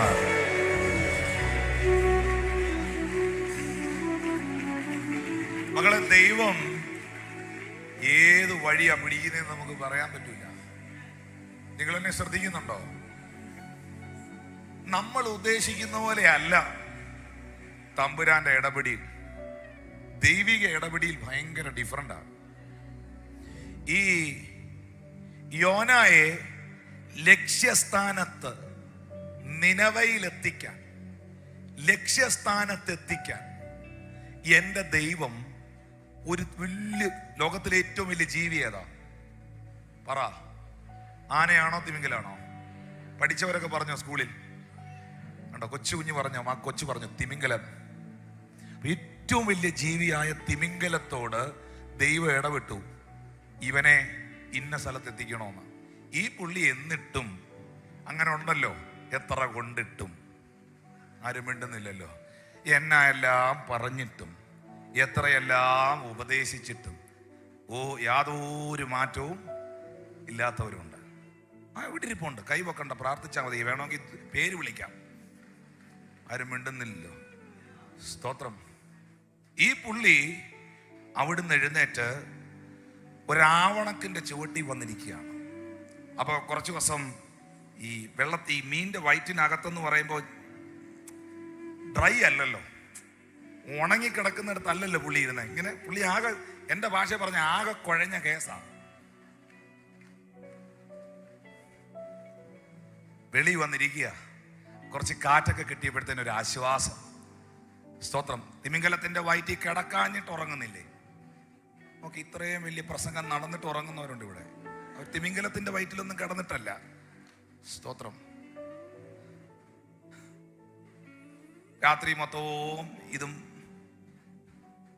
ഫോണും പിടിച്ചോണ്ടിരുന്നിട്ട് യോഗത്തിൽ വന്നിരുന്ന് ഉറങ്ങുക. കാരണം യോഗത്തിൽ ഇരിക്കുമ്പോൾ എന്ത് നോക്കാൻ പറ്റുകയില്ല? ഫോൺ നോക്കാൻ പറ്റുകയില്ല. സ്തോത്രം. ഈ ആവണത്തിന്റെ ചുവട്ടിൽ യോന വളരെ റിലാക്സ്ഡ് ആയിട്ടിരിക്കുമ്പം ദൈവം തന്നെ ചിന്തിക്കുകയാണ്, ഇവനെ കൊണ്ട് ഒരു രക്ഷയില്ലല്ലോ. ആ ആവണക്കിനകത്ത് തമ്പുരാൻ നോക്കിയപ്പോ ഒരു പുഴു. ദൈവം പുഴുവിനോട് പറയുകയാണ്, യോനായുടെ പുസ്തകം 4:7, ദൈവം നേരം പുലർന്നപ്പോൾ ഒരു പുഴുവിനെ കൽപ്പിച്ചാക്കി. എങ്ങാണ്ടൂടെ പോയ പുഴുവാ. പുഴുവിനോട് പറഞ്ഞു, ആ റൂട്ട് മാറി ആ മരത്തേലോട്ട് കയറിക്കോളാൻ പറഞ്ഞു. അപ്പം കൈകൊടുത്ത് പറഞ്ഞ്, തന്നെ വന്ന പുഴുവല്ല, കൊണ്ടുവന്ന പുഴുവാണ്. പറഞ്ഞേ, തന്നെ വന്ന പുഴുവല്ല, ദൈവം കൊണ്ടുവന്ന പുഴുവാണ്. ഹല്ലേലൂയ. ഈ പുഴുവിനോട് ദൈവം കമ്മ്യൂണിക്കേറ്റ് ചെയ്തോ? കമ്മ്യൂണിക്കേറ്റ് ചെയ്തെന്ന് പറഞ്ഞാൽ വർത്താനം പറഞ്ഞോ?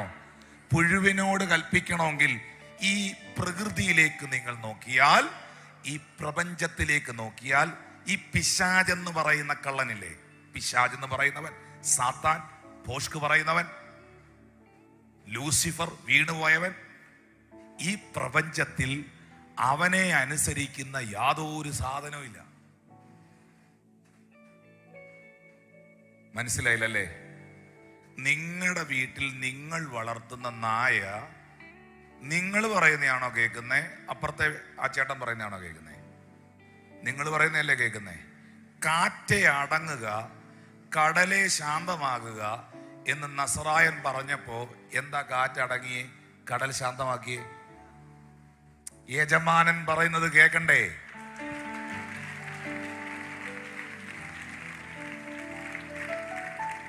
ഒരു അത്തിവൃക്ഷത്തേലോട്ട് നോക്കി വിശന്ന് വന്നയായിരുന്നു. നിന്നിൽ എന്തേലും ഉണ്ടാവുമെന്ന് ഞാൻ പ്രതീക്ഷിച്ചതാ. സങ്കടം കൊണ്ട് പറയാ, നിന്നിൽ ഇനി അത്തി ഉണ്ടാകാതെ പോട്ടെ. സത്യം പറയാം, അത്തി തന്നെ ഉണങ്ങിപ്പോയതല്ല. പ്രപഞ്ച സൃഷ്ടാവിന്റെ വാക്കിന്റെ മുമ്പിൽ എന്നെ ഈ ഭൂമിയിൽ ആക്കി വെച്ചവൻ എനിക്ക് ഒരു നന്മയും ചെയ്യാൻ പറ്റിയില്ലല്ലോ എന്നോർത്ത് അവൻ നിന്നുരുകിപ്പോയതാ.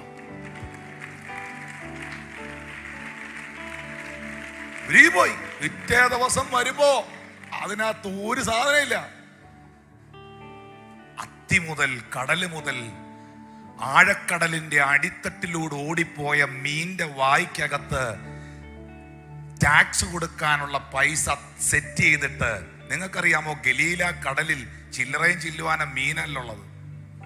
ഇത്രയും മത്സ്യങ്ങൾ ഓടിക്കളിക്കുന്ന ഗലീല കടലിന്റെ അടിത്തട്ടിലൂടിപ്പോയ ഒരു മീന്റെ വായ്ക്കകത്ത് ശത്രുധർമ്മ നാണയം പത്രോസിന് ടാക്സ് അടയ്ക്കാനുള്ള പൈസ സെറ്റ് ചെയ്ത് വെച്ചിട്ട് അവൻ ചൂണ്ട വലിച്ചെറിയുമ്പോൾ, ഇതൊക്കെ സൂപ്പർ നാച്ചുറൽ ആണെന്നേ.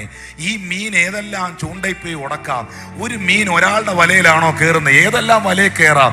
ആരൊക്കെ ചൂണ്ടയിടുന്നു, ആരൊക്കെ വലയിടുന്നു, ആരെല്ലാം മീൻ പിടിക്കാൻ ആ കടലിലൂടെ നടക്കുന്നു. പക്ഷേ നിനക്ക് വേണ്ടി സെറ്റ് ചെയ്തതിനെ നിന്റെ ചൂണ്ടക്കകത്ത് കൊണ്ടു കയറ്റുന്ന ഒരു കർത്താവ് ഇന്ന് ജീവിക്കുന്നുണ്ട്.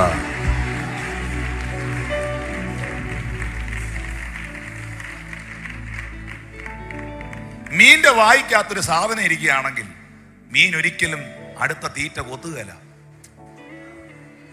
മീന്റെ വായിക്കകത്ത് ഈ നാണയം ഇരിക്കുക, ചൂണ്ട കൊത്താൻ യാതൊരു സാധ്യതയില്ല. പക്ഷേ ഉടയതമ്പുരാന്റെ വാക്ക്, പ്രപഞ്ച സൃഷ്ടാവിന്റെ വാക്ക് മീന്റെ മേളിൽ കിടക്കുകയാണ്. കൊത്തിക്കോണം അവന്റെ ചൂണ്ടയിൽ, പിന്നെ കൊത്താതിരിക്കാൻ പറ്റില്ല. പുഴുവിനെ കൽപ്പിച്ചാക്കി ആവണക്ക് മുഴുവൻ കുത്തി ഉണങ്ങിക്കോണം. പുഴുവിന് കെൽപ്പില്ലെങ്കിലും ഡ്യൂട്ടി ചെയ്തേ പറ്റുള്ളൂ. കാരണം സൃഷ്ടാവിന്റെ വാക്കാണ്. ബിലയാം എന്ന പേരുള്ള മനുഷ്യൻ ഇസ്രായേൽ ജനത്തെ ശപിക്കാൻ വേണ്ടി പുറപ്പെട്ടു. ദൈവം തമ്പുരാൻ ഇവനോട് ഇടപെടണം. ഇസ്രായേൽ ജനം ഒരിക്കലും ശപിക്കപ്പെടരുത്. ദൈവം എന്നാ ചെയ്തെന്നറിയോ? ബിലയാമിനോട് സംസാരിക്കാൻ മറ്റൊരു പ്രവാചകനോ മറ്റൊരു വ്യക്തിത്വമോ അവിടെ ഇല്ലായകയാൽ ദൈവം തമ്പുരാൻ ചരിത്രത്തിൽ ആദ്യമായി ഒരു കഴുതയും കൊണ്ട് ഹീബ്രു പറയിച്ചു. നിങ്ങൾ വിചാരിക്കുന്ന കഴുത മലയാളം പറഞ്ഞ പുള്ളിക്ക് മനസ്സിലാവുമോ? യഹൂദയ നാട്ടിലുള്ള ഇസ്രായേലിലുള്ള ഈ മനുഷ്യന്, ബിലയാം എന്ന് പറയുന്ന മനുഷ്യന് ഹീബ്രു പറഞ്ഞാലേ മനസ്സിലാകൂ. കഴുത ഹീബ്രുവിൽ പറഞ്ഞു പറയാനുള്ളത് മുഴുവൻ. അപ്പൊ കഴുതയോട് കമ്മ്യൂണിക്കേറ്റ് ചെയ്തോ ദൈവം? തന്റെ ജനത്തിനു വേണ്ടി ദൈവം കഴുതയോട് ഇടപെട്ടോ? മറുപടി പറഞ്ഞ കഴുതയോട് ഇടപെട്ടോ? തന്റെ ജനത്തിന്റെ മാനസാന്തരത്തിന് വേണ്ടി യോനായെ നിനവയിലെത്തിക്കാൻ ഏറ്റവും വലിയ ജീവിയായ തിമിംഗലത്തോട് ഇടപെട്ടോ? ഏറ്റവും ചെറിയ ജീവിയായ പുഴുവിനോട് ഇടപെട്ടോ? ഏലിയാവിന് ഭക്ഷണം എത്തിച്ചു കൊടുക്കാൻ കാക്കയോട് ദൈവം ഇടപെട്ടോ? എന്റെ ദൈവത്തിന് ഈ ഭൂമിയിൽ എന്തിനോടും കമ്മ്യൂണിക്കേറ്റ് ചെയ്യാനുള്ള സിസ്റ്റം അവന്റെ പക്കലുണ്ടെങ്കിൽ ഇന്ന് രാത്രി നിന്റെ വിഷയത്തിൽ ദൈവം ഇടപെടുമെന്ന് നിനക്ക് വിശ്വസിക്കാമോ? നിന്റെ വിഷയത്തിൽ ദൈവം ഇടപെടുമെന്ന് നിനക്ക് വിശ്വസിക്കാമോ? നിനക്ക് വേണ്ടി ചില വ്യക്തികളോട് ഇന്ന് രാത്രിയിൽ ദൈവം ഇടപെടുമെന്ന് നിനക്ക് വിശ്വസിക്കാമോ? വിശ്വസിക്കുന്നവർ കരങ്ങളെ അടിച്ച് ഇന്ന് രാത്രി ദൈവത്തിന് നന്ദി പറ. അധികാരികളുടെ ഹൃദയങ്ങളോട്, വ്യക്തികളോട് എന്റെ ദൈവം ഇന്ന് രാത്രിയിൽ നിനക്ക് വേണ്ടി സംസാരിക്കാൻ വിശ്വസ്തനാ.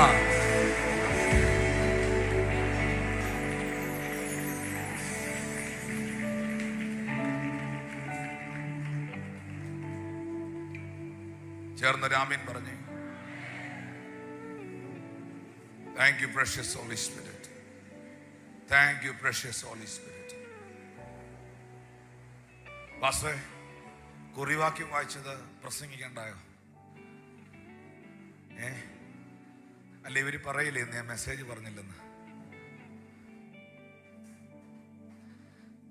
എത്ര പേർക്ക് ബോധ്യമാകുന്നു സംഭവവും സംവിധാനവും ഒന്നും നമ്മുടെ കയ്യിലല്ല ഇപ്പോ?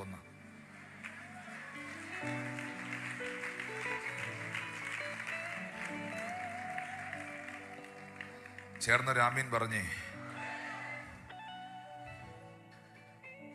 ദൈവത്തിന്റെ പരിശുദ്ധാത്മാവ് ഇന്ന് രാത്രിയിൽ ഒരൊറ്റ വാക്ക് പറഞ്ഞ് അവസാനിപ്പിക്കുകയാണ്.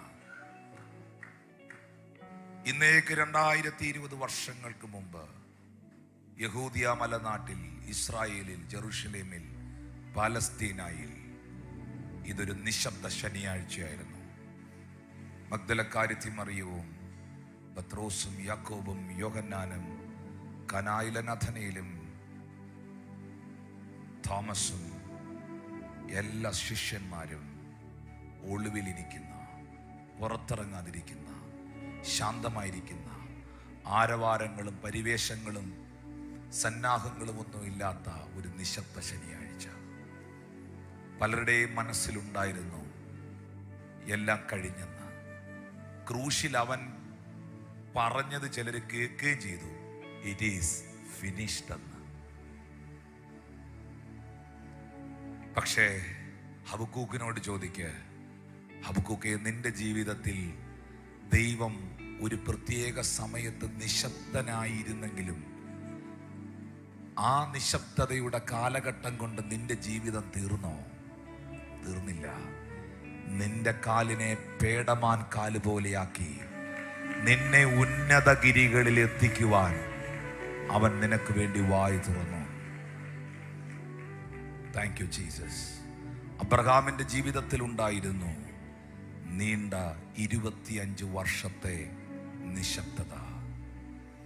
ജോസഫിന്റെ ജീവിതത്തിൽ ഉണ്ടായിരുന്നു നീണ്ട 17 വർഷത്തെ നിശബ്ദത. നോഹയുടെ ജീവിതത്തിൽ ഉണ്ടായിരുന്നു ആ ദൈവിക നിശബ്ദത. സക്കറിയാവിന്റെയും എൽസബത്തിന്റെയും ജീവിതത്തിൽ ഉണ്ടായിരുന്നു നീണ്ട നാളത്തെ നിശബ്ദത. മനോഹയുടെ ജീവിതത്തിൽ ഉണ്ടായിരുന്നു ആ ദൈവികമായ നിശബ്ദത. ദാവീദിന്റെ ജീവിതത്തിൽ അവൻ അനുഭവിച്ചിരുന്നു നീണ്ട 13 വർഷങ്ങൾ ദൈവികമായ നിശബ്ദത.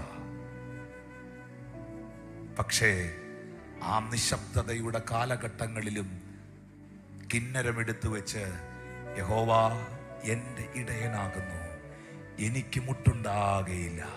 യഹോവ എൻ്റെ ജീവന്റെ ബലം, യഹോവ എൻ്റെ വെളിച്ചവും എൻ്റെ രക്ഷയുമാകുന്നു, ഞാൻ ആരെ ഭയപ്പെടും എന്നൊക്കെ പാടിയ, പ്രാർത്ഥിച്ച വേദപുസ്തക ചരിത്രങ്ങൾ പരിശോധിക്കുമ്പോൾ അബ്രഹാമിനെ പോലെ ദൈവത്തെ കാത്തിരുന്ന ഒരു വ്യക്തികളും ലജ്ജിച്ചു പോയിട്ടില്ല.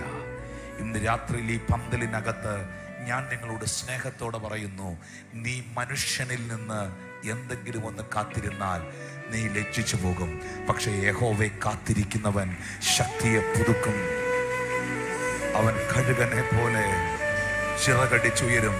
ആത്മാവ് വീണ്ടും പ്രവചിക്കുകയാണ്, നീ കഴുകനെ പോലെ ചിറകടിച്ച് കയറും, നീ കഴുകനെ പോലെ ചിറകടിച്ച് കയറും, നീ കഴുകനെ പോലെ ചിറകടിച്ച് കയറും. എത്ര പേർക്ക് ഇന്ന് രാത്രിയിൽ നിന്റെ ഉയർച്ചയുടെ ശബ്ദത്തെ, നിന്റെ വിടുതലിന്റെ ശബ്ദത്തെ ആത്മതലത്തിൽ കാണാൻ കഴിയുന്നുണ്ട്? പക്ഷെ സ്റ്റാൻഡ് ചെയ്യണം, സ്റ്റാൻഡ് ചെയ്യണം. എന്ത് വില കൊടുത്തും സ്റ്റാൻഡ് ചെയ്യണം. കർത്താവിന്റെ വാഗ്ദത്തത്തിന് വേണ്ടി സ്റ്റാൻഡ് ചെയ്യണം. ചങ്കും നെറ്റിയും കൊടുത്ത് സ്റ്റാൻഡ് ചെയ്യണം. തന്നെ കാത്തു നിൽക്കുന്നവരുടെ പ്രത്യക്ഷതയ്ക്കായി അവരെ ചേർക്കുവാൻ മേഘാരൂഢനായി വേഗം വരുമെന്ന് പറഞ്ഞവൻ താമസം വിന മടങ്ങി വരുമെന്ന് വിശ്വസിക്കുന്ന എത്ര ദൈവമക്കൾ ഇന്ന് രാത്രിയിൽ ഈ പന്തലിനകത്തുണ്ട്?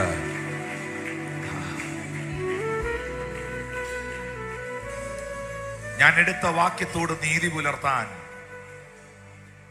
ഒരു 15 മിനിറ്റ് എനിക്ക് തരാൻ തയ്യാറുള്ളവരെന്ന് കൈ ഉയർത്തി കാണിക്കാവോ? Thank you Lord Jesus. യേശു കർത്താവിന്റെ മടങ്ങി വരവിന് മുൻപായി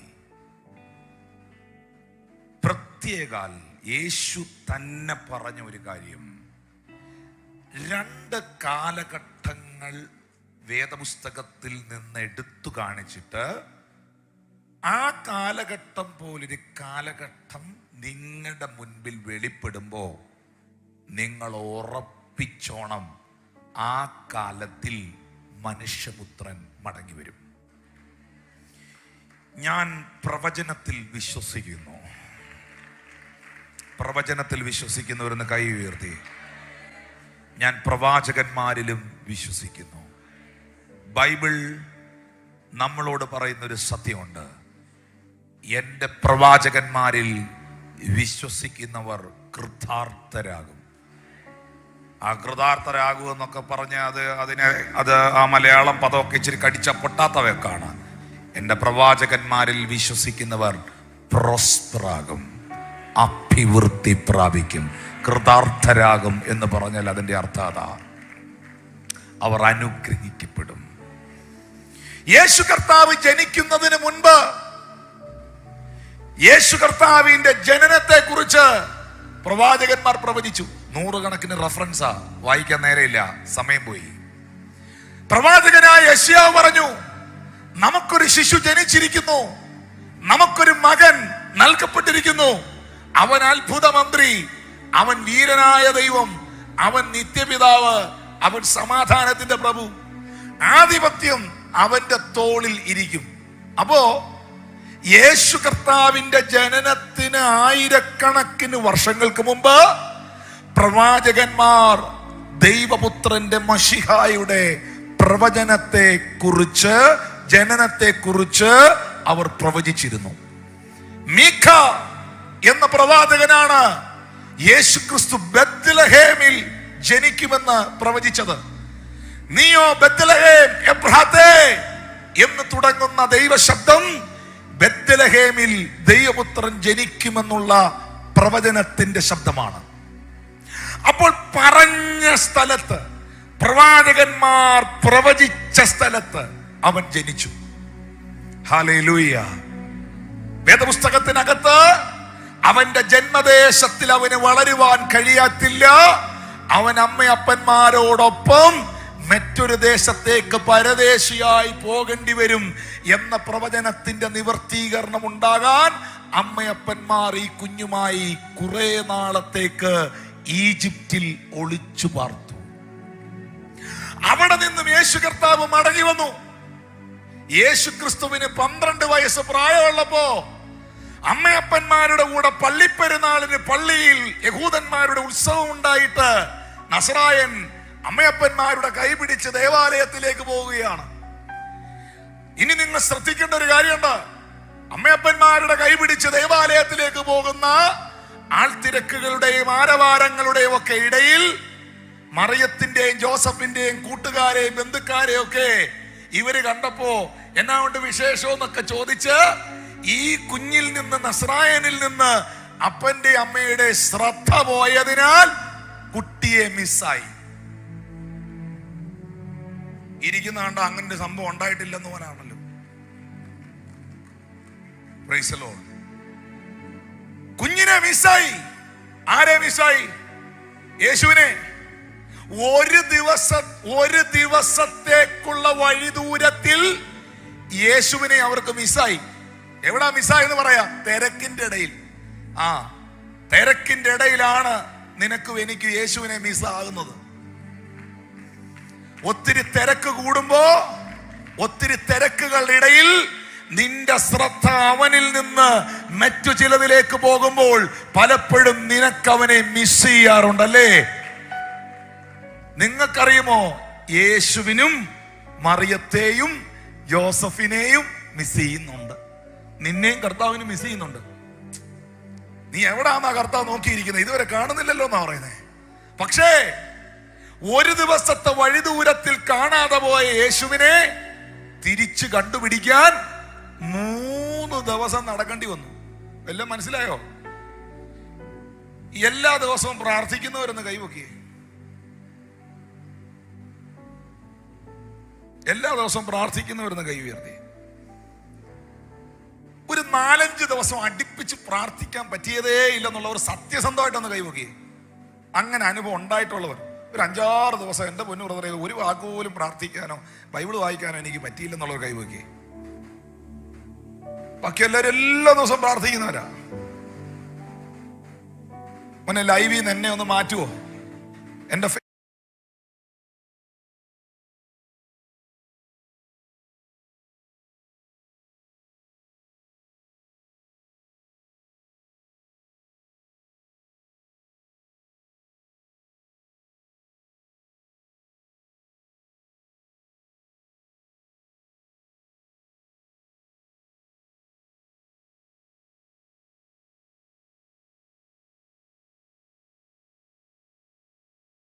ദിവസം അടുപ്പിച്ചൊന്ന് പ്രാർത്ഥിക്കാതിരുന്നു നോക്ക്, നിന്റെ സ്വഭാവത്തിന് വ്യത്യാസം വരും.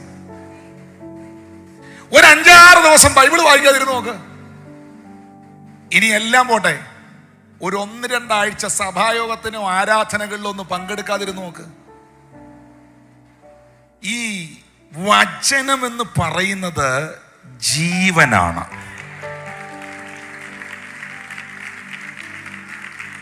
ആരാധന എന്ന് പറയുന്നത് എനിക്ക് കിട്ടുന്ന ഊർജമാണ്. ഞാൻ ദൈവത്തെ ആരാധിക്കുമ്പോൾ ഞാൻ ശക്തനാകുക. കടലിൽ കിടക്കുന്ന മീനെ കരക്കെടുത്തിട്ടാൽ മീൻ പിടയ്ക്കുന്നത് പോലെയാണ് ക്രിസ്തുവുമായി ബന്ധമില്ലാത്ത, പ്രാർത്ഥനാ ജീവിതമില്ലാത്ത, ആരാധനയില്ലാത്ത ഒരു വിശ്വാസിയുടെ അകത്ത് ആത്മാവ് ഞരങ്ങുന്നത്.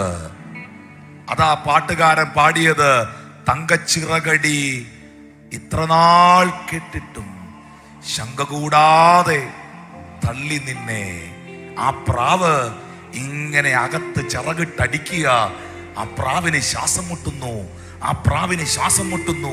ആ പ്രാവിന് കിട്ടേണ്ടത് കിട്ടുന്നില്ല, ആ പ്രാവിന് കിട്ടേണ്ട വചനം കിട്ടുന്നില്ല, ആ പ്രാവിന് കൊടുക്കേണ്ട ആരാധന കൊടുക്കുന്നില്ല, ആ പ്രാവിനെ പരിഗണിക്കുന്നില്ല. തങ്കച്ചിറകടി എത്ര നാൾ കേട്ടിട്ടും ശങ്ക കൂടാതെ നിന്നെ തള്ളി. സങ്കേതം ഞാൻ കൊടു തന്യർക്ക് നോർത്തിത സങ്കടപ്പെട്ടിടുന്നു. കണ്ടോ, ഒരു ദിവസത്തെ വഴിയാത്രയിൽ യേശുവിനെ അവർക്ക് നഷ്ടപ്പെട്ട അവസ്ഥയിൽ ആ യേശുവിനെ തിരിച്ചു പിടിക്കാൻ 3 ദിവസം അലഞ്ഞു നടക്കേണ്ടി വന്നു. ഒന്ന് മനസ്സിലായില്ലല്ലേ? നീ ഒരാഴ്ച പ്രാർത്ഥിക്കാതിരുന്നാൽ ആ നഷ്ടപ്പെട്ട ആത്മസാന്നിധ്യം നിന്നിൽ തിരിച്ചു വരാൻ നീ 2 ആഴ്ച ഉപവസിക്കേണ്ടി വരും. അനുഭവമുള്ളവരോട് പറഞ്ഞിട്ട്, ഇതിപ്പം ഉപവസിക്കുന്ന പ്രാർത്ഥിക്കുന്ന ആളുകളുടെ ഇടയിലാണ് അവരിപ്പോൾ അത് കൈയടിക്കുകയോ സ്തോത്രം പറയുകയോ എന്തോ യാതൊരു ബോധവും ഇല്ലാത്തവരുടെ ഇത് പറഞ്ഞിട്ട് എന്നാ ചെയ്യാനാ വന്നിരിക്കുന്നുള്ളതല്ലാതെ. ചേർന്നൊരാമയും പറയാവോ? അനുഭവിച്ചിട്ടുണ്ടോ അങ്ങനെ? വീണു ഇല്ലല്ലയോ? എനിക്കങ്ങനെ ഞാൻ അനുഭവിച്ചിട്ടുണ്ട്. 2 ദിവസം പ്രാർത്ഥന കുറഞ്ഞു പോയാൽ, 2 ദിവസം പ്രാർത്ഥന അല്പം കുറഞ്ഞു പോയാൽ, വചനധ്യാനം കുറഞ്ഞു പോയാൽ, വാക്കിലും പെരുമാറ്റത്തിലും എല്ലാത്തിനകത്തും വ്യത്യാസം ഉണ്ടാവും. ചേർന്നൊരാമയും പറയാവോ? Price the Lord, price the Lord. ഞങ്ങളുടെ കൊട്ടാരക്കര ചർച്ചിൽ തന്നെ ഉണ്ടായൊരു സംഭവം വർഷങ്ങൾക്ക് മുമ്പാണ്. എനിക്കൊന്ന് 2009, 2010 കാലഘട്ടത്തിലാണ്. ഞാൻ ചർച്ചിന്റെ സ്റ്റേജിൽ വരുന്ന സമയത്ത് എല്ലാ ആളുകളെയും ഒന്ന് മൊത്തത്തിലൊന്ന് നോക്കും, നമ്മുടെ കുഞ്ഞാടുകളെല്ലാം വന്നിട്ടുണ്ടോ എന്ന്. അപ്പൊ അന്നത്തെ യോഗത്തിനകത്ത് ഏറ്റവും ഫ്രണ്ടിൽ ഭയങ്കര ഹാപ്പി ആയിട്ട് നിന്നിരുന്ന ഞങ്ങളുടെ ലീഡർഷിപ്പിലൊക്കെ ഉണ്ടായിരുന്ന ഒരു പ്രിയ സഹോദരി വളരെ ഡെസ്പായിട്ട് ഇങ്ങനെ ആരാധന നടക്കുമ്പോൾ എല്ലാവരും ചാടിത്തുള്ളി ആരാധിക്കുമ്പോൾ കൈയും കെട്ടി നിൽക്കുന്ന കണ്ടു. കൈയും കെട്ടി നിൽക്കുക. ഞാൻ ഇന്ന് വരെ അവർ കൈയും കെട്ടി നിൽക്കുന്ന കണ്ടിട്ടേ ഇല്ല. അപ്പൊ ഞാൻ പെട്ടെന്ന് അച്ചാനെ നോക്കി. പുള്ളിയാണെങ്കിൽ പന്ത് കുതിക്കുന്ന പോലെ അപ്പുറത്ത് നിന്ന് കുതിക്കുക. ഭയങ്കര ആരാധന. Praise the Lord, hallelujah. Jerusalem എഡിൻബറോയുടെ പാട്ട് പാടി ആരാധിച്ചുകൊണ്ടിരിക്കുക. അവിടെ ഭയങ്കര ആരാധന. അപ്പൊ അന്നത്തെ സമയത്ത് യോഗം കഴിയുമ്പോൾ ഞങ്ങൾ ലീഡേഴ്സ് എല്ലാം കൂടെ ഒന്നിച്ച് എത്ര വൈകിയാലും എല്ലാവരും നിൽക്കും. ആളുകൾക്കെല്ലാം വേണ്ടി പ്രാർത്ഥിച്ചു കഴിഞ്ഞ് പോകുന്നതിന് മുമ്പ് എല്ലാവരും കൂടെ ഒന്ന് കൈകോർത്ത് പിടിച്ച് പ്രാർത്ഥിച്ചിട്ടൊക്കെയാ പോകുന്നത്. അപ്പോ ആ പ്രാർത്ഥന കഴിഞ്ഞിട്ട് ഞാൻ ഇവരെ രണ്ടുപേരെയും മാറ്റിക്കൊണ്ട് നിർത്തിയിട്ട് ചോദിച്ചു, അമ്മാമ്മ എന്തെങ്കിലും പ്രശ്നമുണ്ടോ, എന്തെങ്കിലും ബുദ്ധിമുട്ടുണ്ടെന്ന് ഒത്തിരി സങ്കടപ്പെട്ട് നിൽക്കുന്ന കണ്ടു. ഉടനെ പുള്ളിക്കാരി അച്ചായനെയാ നോക്കുന്നത്. ഞാൻ പറഞ്ഞു, എന്നാ പറ്റി, എന്നാ പ്രശ്നം? അച്ഛൻ ഒരു കുഴപ്പമില്ലായിരുന്നല്ലോ, അച്ഛൻ ഭയങ്കര ചാടിത്തുള്ളി ഭയങ്കര ഹാപ്പി ആയിട്ട് ചാടിത്തുള്ളി ആരാധിക്കായിരുന്നല്ലോ. ഉടനെ അമ്മാമ്മ വാ തുറന്നു.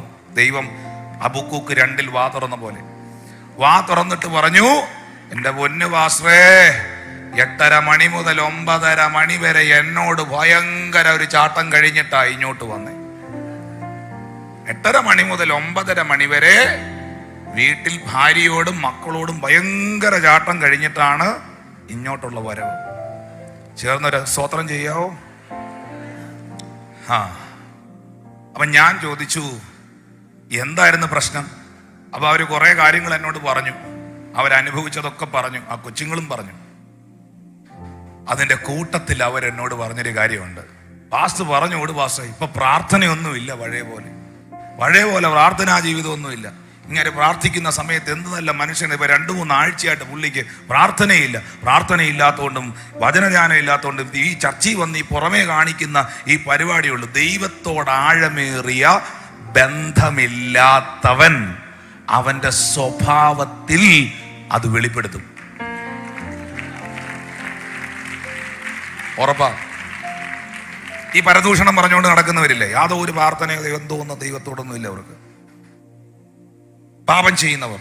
ഞാൻ യൗവനക്കാരോട് ചോദിക്കാറുണ്ട്, എടാ മോനെ, 2 മണിക്കൂർ ദൈവസന്നിധിയിൽ അതിശക്തമായി പ്രാർത്ഥിച്ച് ദൈവവചനം ധ്യാനിച്ചിട്ട് ശക്തമായി ഉപവസിക്കുകയും പ്രാർത്ഥിക്കുകയും ചെയ്ത നിനക്ക് തൻ്റെ ഇടം ഉണ്ടോടാ പാപം ചെയ്യാൻ? നിന്നെ കൊണ്ട് പറ്റുകയില്ലടാ. ദൈവവുമായിട്ട് ബന്ധമുള്ള, പ്രാർത്ഥിക്കുന്ന, വചനം ധ്യാനിക്കുന്ന, ഞാൻ എൻ്റെ കണ്ണ് പർവ്വതങ്ങളിലേക്ക് ഉയർത്തുന്നു, ദൈവമുഖം അന്വേഷിക്കുന്ന ഒരുത്തനോടുള്ള ബന്ധത്തിൽ അവന് സൈഡ് ബിസിനസ്സിന് പോകാൻ പറ്റുകയില്ല. ഞാൻ എൻ്റെ വിഷയത്തിലേക്ക് വരിക. 3 ദിവസം കഴിഞ്ഞപ്പോൾ യേശു കർത്താവ് ദേവാലയത്തിൽ ഉപദേഷ്ടാക്കന്മാരുടെ നടുവിൽ ഇരിക്കുകയും ഉപദേശിക്കുകയും ചെയ്യുന്നത് അവർ കണ്ടു. അപ്പോ ജനിക്കുമെന്ന് പറഞ്ഞെടുത്ത് ജനിച്ചു, വളരുമെന്ന് പറഞ്ഞെടുത്ത് വളർന്നു. ഇനി അവിടെ ഈ 12 വയസ്സേ യേശുവിനുള്ളെങ്കിൽ പോലും അവിടെയും കർത്താവ് വാഗുണ്ട് പറയുന്ന ഒരു സ്റ്റേറ്റ്മെന്റ് ഉണ്ട്, ഞാൻ എൻ്റെ പിതാവിൻ്റെ ആലയത്തിനകത്ത് ഇരിക്കേണ്ടവൻ അല്ലയോ? ഓ,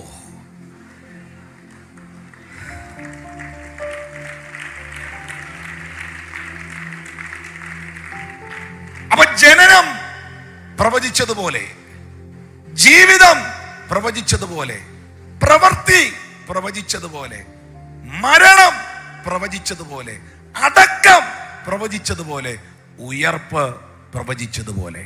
അപ്പോൾ യേശു കർത്താവിന്റെ ജനന, ജീവിത, മരണ, പുനരുത്ഥാനത്തെ കുറിച്ച് എന്തൊക്കെ പ്രവചനങ്ങൾ ഉണ്ടായിരുന്നോ അത് മുഴുവൻ 33.5 വർഷം കൊണ്ട് നിറവേറിയ കാരണം കൊണ്ടാണ് ക്രൂശിൽ കിടന്ന് ഉലകത്തിലെ ഒരുത്തനും പറയാൻ കഴിയാത്ത വാക്ക് നസ്രായൻ പറഞ്ഞത്, ഇറ്റ് ഈസ് ഫിനിഷ്ഡ്.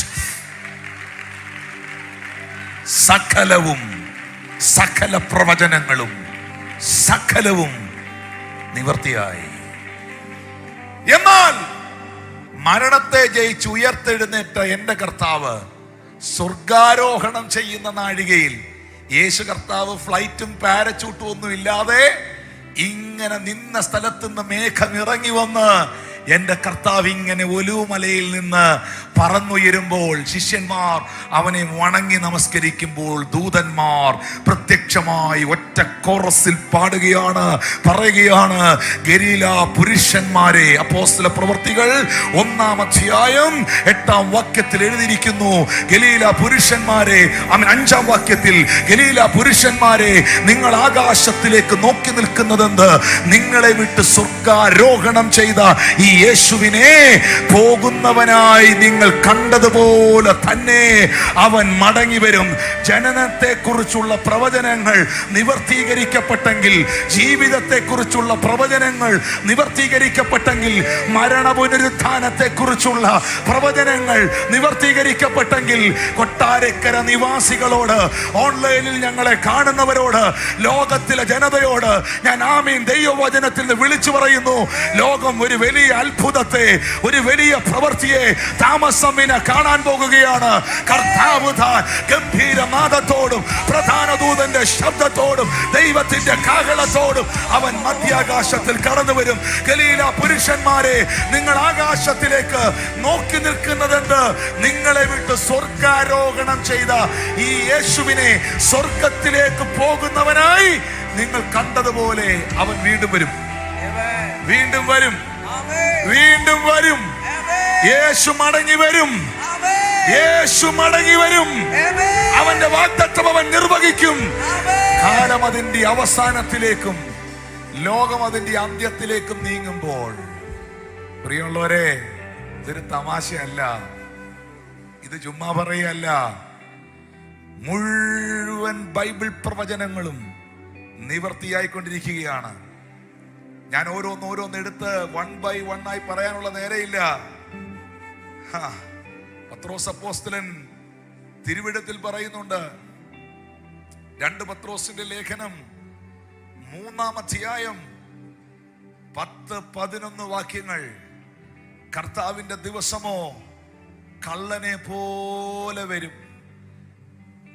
ഇന്ന് വരെ ഏതെങ്കിലും കള്ളൻ ഫോൺ വിളിച്ച് പറഞ്ഞിട്ട് വന്നിട്ടുണ്ടോ? ആരും മിണ്ടുന്നില്ലല്ലോ. ഏതെങ്കിലും കള്ളൻ വാട്സാപ്പിൽ മെസ്സേജ് അയച്ചിട്ട് വന്നിട്ടുണ്ടോ? ഇല്ല.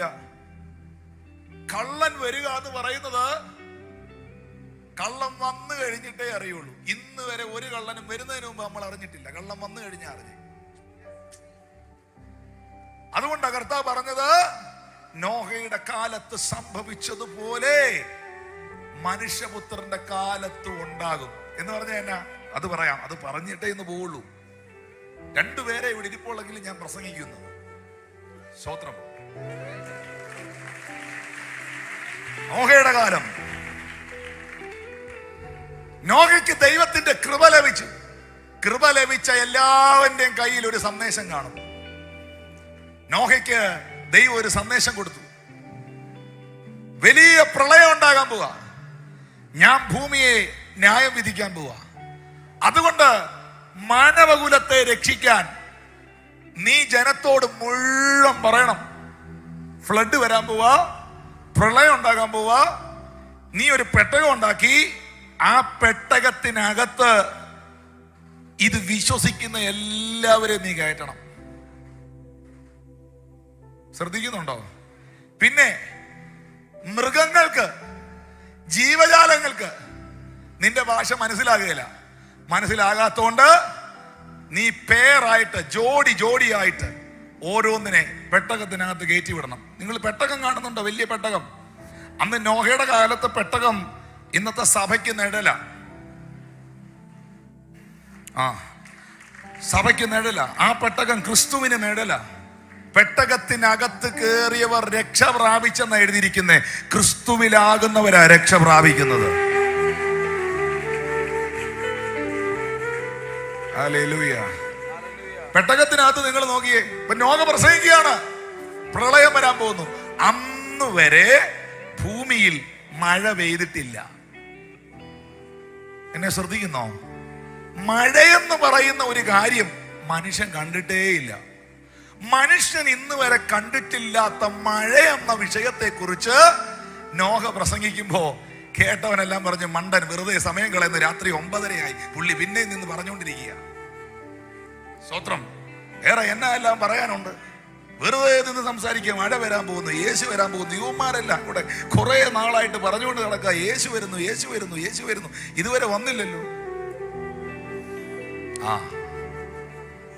സ്തോത്രം. കേൾക്കുന്നോ? ഇവര് പ്രതീക്ഷിച്ചത് മഴ പെയ്യലെന്ന. ഇവര് ചിന്തിച്ചത് നോഹ പറയുന്ന നടക്കുകയെന്ന. അന്നത്തെ കാലത്ത് ഫേസ്ബുക്കും ഇൻസ്റ്റഗ്രാമും യൂട്യൂബും ഇല്ലാത്ത കാലത്ത് പുള്ളി ആളുകൾ പരിഹസിച്ചു ഈ പറഞ്ഞ കാര്യം കൊണ്ട്. പക്ഷേ പെട്ടകത്തിന്റെ പണി പൂർത്തീകരിക്കപ്പെട്ട് കഴിഞ്ഞപ്പോൾ ആഴിയുടെ ഉറവകൾ തുറന്നു. ഇനി നിങ്ങൾക്ക് മനസ്സിലാകുന്ന രീതിയിൽ പറഞ്ഞ, ഇനി മഴ എന്നുള്ള വിഷയത്തെക്കുറിച്ച് ഇവന്മാരെല്ലാം കൂടെ കുറെ ഇമാജിൻ ചെയ്തിട്ട് മാനത്തോട്ട് നോക്കി നിന്നവന്മാര് കുറെ പേര് കാണും മഴ കാണാൻ. നീ ഉദ്ദേശിച്ച വഴി കൂടെ അല്ല ഇത് വരുന്നേ. ആഴിയുടെ ഉറവകൾ തുറന്നു. ചേട്ടന്റെ കാല് നനയുന്നത് പോലെ ചേട്ടന് തോന്നി. പതുക്കെ ഭൂമിയിൽ വെള്ളം പൊങ്ങാൻ തുടങ്ങി. ഈ പെട്ടകം ഭയങ്കര പ്രവൃത്തിയുടെ പെട്ടകമായി. പെട്ടകം സഭ, പറഞ്ഞേ പെട്ടകം സഭ, യേശുവിന്റെ ശരീരം. ഹല്ലേലൂയ. ഇനി വെളി നിൽക്കുക, ഈ കളിയാക്കുന്ന ടീമെല്ലാം വെളി നിൽക്കുക. 2 മുയല് അതിനകത്തോട്ട് കയറി. അതിന്റെ പുറകെ 2 കുറുക്കനും കയറി. പിന്നെ ഇതിന്റെ പുറകെ 2 കോഴി കയറി. പിന്നെ കുറച്ച് കഴിഞ്ഞപ്പോ 2 മാൻ കയറി. അതിന്റെ പുറകെ 2 പുലി കയറി. നോക്കി നിൽക്കുന്നവന്റെ ചിന്ത എന്നാന്നറിയോ? ഇതുങ്ങളൊക്കെ ഇതിനകത്ത് ഭയങ്കര മുട്ടനടിയായിരിക്കും. പുലിയാ ഉറപ്പാ, പുലിയെ ഉറപ്പായിട്ട് മാനിനെ തിന്നും, കുറുക്കൻ കോഴിയെ തിന്നും. പക്ഷെ ഇവൻ അറിയാവോ, പെട്ടകത്തിനകത്ത് വ്യാപരിക്കുന്ന സ്നേഹത്തിന്റെ ഐക്യതയുടെ പ്രവൃത്തി. പെട്ടക സഭയാണോ? അതുകൂടെ പറയാം. ഇപ്പോഴും ഉണ്ട് ആ നിലയിലുള്ള ആളുകൾ. പെട്ടകത്തിനകത്ത് പറഞ്ഞേ, പെട്ടകത്തിനകത്ത് എല്ലാ ഐറ്റവും ഉണ്ടെന്ന് പറഞ്ഞേ. പെട്ടകത്തിനകത്ത് എല്ലാ ഐറ്റവും. പാസ്റ്റർമാരെ ഒന്ന് നോക്കട്ടെ. പെട്ടകത്തിനകത്ത് എല്ലാ ഐറ്റവും അഡ്ജസ്റ്റ് ചെയ്തേ പറ്റുള്ളൂ. നാളെ ഓർഡിനേഷനാ. പെട്ടകത്തിനകത്ത് എല്ലാ ഐറ്റവും. ആ, പെട്ടകത്തിനകത്ത് ജിറാഫുണ്ട്. പെട്ടകത്തിനകത്ത് ആരുണ്ട്? ജിറാഫുണ്ട്. പുള്ളിയുടെ ഒറ്റ ലക്ഷ്യം പുള്ളിക്കുള്ളൂ, പുള്ളിക്ക് അപ്പുറത്ത് നടക്കുന്ന എല്ലാം അറിയണം. പെട്ടകത്തിനകത്ത് ആരുണ്ട്? ജിറാഫുണ്ട്. പെട്ടകത്തിനകത്ത് ആമയുണ്ട്. പെട്ടകത്തിനകത്ത് ആരുണ്ട്? ആമ. 10 മണിക്കാ യോഗമെങ്കിൽ 12-നെ വരുള്ളൂ. പെട്ടകത്തിനകത്ത് ആമയുണ്ട്. പെട്ടകത്തിനകത്തെല്ലാം ഉണ്ട്. ആരും മിണ്ടുന്നില്ലല്ലോ. സ്തോത്രം. പെട്ടകത്തിനകത്ത് എല്ലാ ഐറ്റവും ഉണ്ട്. പക്ഷെ പെട്ടകത്തിനകത്ത് കയറിയാൽ ചിലർ പറയത്തില്ല, എന്റെ തനി സ്വഭാവം എന്തുവെന്ന് നിനക്കറിഞ്ഞുകൂടെന്ന്. പെട്ടകത്തിനകത്ത് കയറിയാൽ നിന്റെ തനി സ്വഭാവം നീ കയ്യെ വെച്ചാ മതി. ഒന്ന് കരമടിച്ചത്. പെട്ടകത്തിനകത്ത് കയറിയാൽ പിന്നെ ഒറ്റ സ്വഭാവമാ, അത് ദൈവീകമാ. ഒന്ന് കരമടിച്ച ദൈവത്തിന് നന്ദി. ഒറ്റ സ്വഭാവം.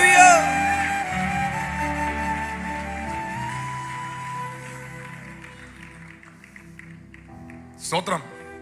ഈ വെള്ളം പൊങ്ങിയപ്പോ, പെട്ടെന്ന് നിർത്താം, വെള്ളം പൊങ്ങിയപ്പോ ഇവര് പ്രതീക്ഷിച്ചില്ല വെള്ളം പൊങ്ങുമെന്ന്. നോഹ പറഞ്ഞ് നടക്കുമെന്ന്.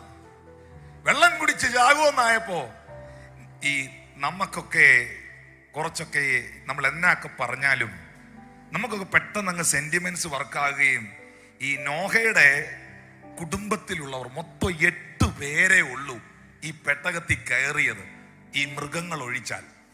പിന്നെ നാത്തൂന്, ചേട്ടത്തി, അമ്മായി, കൊച്ചമ്മ ഇവരെല്ലാം വെളിയിലാണ്. കേൾക്കുന്നുണ്ടോ? നോഹയുടെ മക്കളും ആ കയറിയത്, കുടുംബവും. അപ്പൊ കൊച്ചമ്മയും അച്ചാനും ഒക്കെ വെള്ളം കുടിക്കുന്ന കാണുമ്പോ നോഹയ്ക്കൊരു സങ്കടം. നമ്മുടെ കൊച്ചമ്മ വെള്ളം കുടിക്കുന്ന ആ കയറിഞ്ഞെടുത്തോണ്ട് വാ. നോഹയ്ക്ക് കയറിട്ട് കൊടുക്കാൻ തോന്നും. പക്ഷേ ഈ പെട്ടകം ദൈവം പറഞ്ഞ അളവിൽ പണിഞ്ഞ പെട്ടക. ദൈവത്തിന്റെ സഭ പണിയേണ്ടത് എന്റെ അളവിലല്ല. നീ പിടിക്കുന്ന നൂലിനകത്തല്ല സഭ നിൽക്കേണ്ടത്. നീ പിടിക്കുന്ന നൂലിനകത്തല്ല സഭ നിൽക്കേണ്ടത്. സഭ നിൽക്കേണ്ടത് ദൈവം പറഞ്ഞ മെഷർമെന്റില. കരമൊന്ന് അടിച്ചത്. സഭ നിൽക്കേണ്ടത് ദൈവം പറഞ്ഞ മെഷർമെന്റില.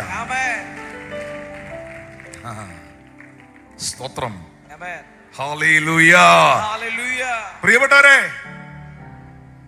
വെള്ളം പൊങ്ങിയപ്പോ ഈ പെട്ടകം മുഴുവൻ പണിതതും കീല് തേച്ചതും കുറ്റിയും കൊളുത്തും വെച്ചതും ഡോറുണ്ടാക്കിയതും എല്ലാം നോഹ എത്ര വർഷം, എത്ര കൊല്ലത്തെ പണിയാന്നറിയോ? പക്ഷേ ഒരാണി അടിക്കാൻ പോലും ദൈവം വന്നില്ല. പറഞ്ഞ ഒരാണി അടിക്കാൻ പോലും ദൈവം വന്നില്ല. പക്ഷെ വേദപുസ്തകം പറയുന്നു, പെട്ടകത്തിന്റെ വാതിൽ യഹോവയായ ദൈവം അടച്ചു. Amen. ഒരാണി അടിക്കാൻ പോലും വരാതിരുന്ന ദൈവം കഥ കടയ്ക്കാൻ വന്നെന്ന്. Amen. കാര്യം എന്നറിയാമോ? വേദപുസ്തകം വ്യക്തമാക്കുന്നു, നോഹയാണ് ഈ ഡോർ ഓപ്പറേറ്റ് ചെയ്യുന്നെങ്കിൽ കുറച്ച് കഴിയുമ്പോൾ നോഹയ്ക്ക് ഇഷ്ടമുള്ളവരെയൊക്കെ ചിലപ്പോൾ നോഹ കയറ്റിയെന്ന് വരാം. കുറച്ചൊക്കെ മനസ്സ് വർക്കൗട്ടായിട്ടേ താല്പര്യമുള്ളവരെയൊക്കെ കയറ്റിയെന്ന് വരാം. പക്ഷേ എന്റെ ദൈവം അടച്ചാ പിന്നെ ഒരുത്തനും തുറക്കാൻ പറ്റുകയില്ല. എന്റെ ദൈവം തുറന്നാൽ പിന്നെ ഒരുത്തനും അടയ്ക്കാൻ പറ്റുകയില്ല. ഇന്ന് രാത്രിയിൽ ആരും അടയ്ക്കാതെ വണ്ണം തുറക്കുകയും ആരും തുറക്കാതെ വണ്ണം അടയ്ക്കുകയും ചെയ്യുന്ന ഒരു ദൈവമുണ്ട്. ഞാൻ വീണ്ടും പറയുന്നു, ഇന്ന് ഈ കൃപയുടെ വാതിൽ തുറന്നു കിടക്കുക. ഈ ഡോർ എന്ന് തുറന്നു കിടക്കുക. ഇപ്പോഴും ഈ പെട്ടകം ഇവിടെയുണ്ട്. ആമേൻ. 37:16 പറയുന്നു, ദൈവം അവനോട് കൽപ്പിച്ചതുപോലെ അകത്തു കടന്നവ സർവ്വജഡത്തിൽ നിന്ന് ആണും പെണ്ണുമായി കടന്നു. യഹോവ വാതിൽ അടച്ചു. Brother, sister, this is a time of grace. Great grace. ഇത് കൃപയുടെ സമയമാണ്. ഇത് രക്ഷാ സമയമാണ്. ഈ വാതിൽ ഇപ്പൊ തുറന്നു കിടക്കുക. പക്ഷെ ഇതടയും. ഈ സഭ, ഇന്ന് ഭൂമിയിൽ കാണുന്ന സഭ, കർത്താവിന്റെ സഭ, മണവാട്ടി ഇവിടുന്ന് എടുക്കപ്പെടും. പെട്ടകത്തിന്റെ വാതിൽ അടയുന്നതിന് മുൻപ് ഇതിനകത്ത് കയറി രക്ഷ പ്രാപിക്കുവാൻ വിളിക്കപ്പെട്ട ദൈവമക്കൾ കരങ്ങളടിച്ച് അധരങ്ങൾ തുറന്ന് ഇന്ന് രാത്രി ദൈവത്തെ സ്തുതിച്ചേ. ജിജി പാസ്റ്ററെ, എനിക്കിനി അങ്ങയുടെ സഹായം വേണം. കാരണം ഞാൻ ഈ മെസ്സേജ് ഒരു 5 മിനിറ്റ് നിർത്തി പറ്റുള്ളൂ. എന്തായിരുന്നു നോഹയുടെ കാലത്തിന്റെ, നിങ്ങൾ എന്റെ കൂടെ നിൽക്കണം. എഴുതിയെടുക്കേണ്ടവർക്ക് എഴുതിയെടുക്കാം. ഇന്നത്തെ കാലം എന്നെ നോക്കിയേ. 2025 ജീവിക്കുന്നവരെന്ന് കൈ ഉയർത്തിയേ. ഞാൻ ഈ പറയുന്ന സംഭവം ഇന്നത്തെ കാലവുമായി കണക്ട് ചെയ്യണം. ഇന്നത്തെ കാലവും നോഹയുടെ കാലവുമായിട്ട് കണക്ട് ചെയ്യുമ്പോൾ ഏകദേശം സമാനതകൾ തോന്നുന്നെങ്കിൽ യേശു പറഞ്ഞ സമയത്ത് നമ്മൾ വന്നിരിക്കുകയാണ്. നോഹയുടെ കാലം പോലെ മനുഷ്യപുത്രന്റെ വരവും ആക്കും. ഉൽപ്പത്തി പുസ്തകം 6-ാം അധ്യായം 1-ാം വാക്യം. നോഹയുടെ കാലത്തിന്റെ പ്രത്യേകതകളിലേക്ക് പോകുന്നു. 6-ാം അധ്യായം 1-ാം വാക്യം. മനുഷ്യൻ ഭൂമിയിൽ പെരുകി തുടങ്ങി, അവർക്ക് പുത്രിമാർ ജനിച്ചപ്പോൾ മനുഷ്യൻ ഭൂമിയിൽ പെരുകി തുടങ്ങി എന്ന് വെച്ചാൽ നോഹയുടെ കാലത്തിന്റെ പ്രത്യേകത, അന്ന് വരെ ഇല്ലാത്ത ജനപ്പെരുപ്പം ഉണ്ടായി. ഹല്ലേലൂയ. നിങ്ങൾക്കറിയോ, നിങ്ങളും ഞാനും പാർക്കുന്ന ഈ രാജ്യത്തിൽ തന്നെ 130 കോടി ജനമുണ്ട്.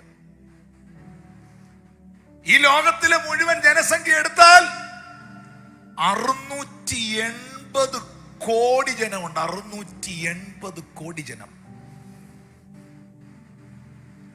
ഭാരതം ലോക ജനസംഖ്യയിൽ 1-ാം സ്ഥാനത്തേക്ക് ഇങ്ങനെ കുതിച്ചുകൊണ്ടിരിക്കുകയാണ്. എത്തിയിട്ടില്ല, കുതിച്ചുകൊണ്ടിരിക്കുകയാണ്. മനുഷ്യൻ പെരുകിയ കാലം നോഹയുടെ കാലം. 2-ാമത്തെ വാക്യം. ദൈവത്തിന്റെ പുത്രന്മാർ മനുഷ്യരുടെ പുത്രിമാരെ സൗന്ദര്യമുള്ളെന്ന് കണ്ടിട്ട് തങ്ങൾക്ക് ബോധിച്ച ഏവരെയും ഭാര്യമാരായി എടുത്ത കാലം നോഹയുടെ കാലം. ബോധിച്ചവനെ ഭാര്യയായി എടുത്ത കാലം. ബോധിച്ചവരെ, പ്രായ വ്യത്യാസമില്ല, യാതൊരു വ്യത്യാസങ്ങളില്ല. ബോധിച്ചവനെ ഭാര്യയാക്കുക. അതിന് വല്ലോന്റെയും ഭാര്യയാണെങ്കിലും ഭാര്യയാക്കുക. ആരും മിണ്ടുന്നില്ലല്ലോ. എടുക്കപ്പെട്ടോ? ഇവിടെ ഉണ്ടോ? ഒന്ന് സ്തോത്രം, ഒരു ആമീൻ പറഞ്ഞാട്ടെ. ഹല്ലേലൂയ. കണ്ടോ? ബോധിച്ചവരെ ഭാര്യമാരാക്കുന്ന, എന്ത് മ്ലേച്ഛതയും ചെയ്യുന്ന, ലൈംഗിക ചൂഷണം നടത്തുന്ന തിന്മകൾ പെരുകിയ കാലം നോഹയുടെ കാലം. ഉൽപ്പത്തിയുടെ പുസ്തകം 25-ാം അധ്യായത്തിന്റെ 7-8 വാക്യങ്ങളിൽ ചെറിയ ഒരു സംഭവം നമുക്ക് ഇവിടെ കാണാം. ഞാൻ അടുത്ത വാക്യത്തിലേക്ക് വരും. മോനെ ഇപ്പോൾ അതെടുക്കണ്ട, അടുത്ത വാക്യത്തിലേക്ക് വരട്ടെ. ജിജി പാസ്റ്റർ മൂന്നാമത്തെ വാക്യം ഒന്ന് വായിച്ചേ. മൂന്നാമത്തെ വാക്യം പെട്ടെന്ന് വായിക്കണം. അപ്പോൾ യഹോവ, ആ. മനുഷ്യനിൽ എന്റെ ആത്മാവ് സദാകാലം വാദിച്ചുകൊണ്ടിരിക്കുകയില്ല.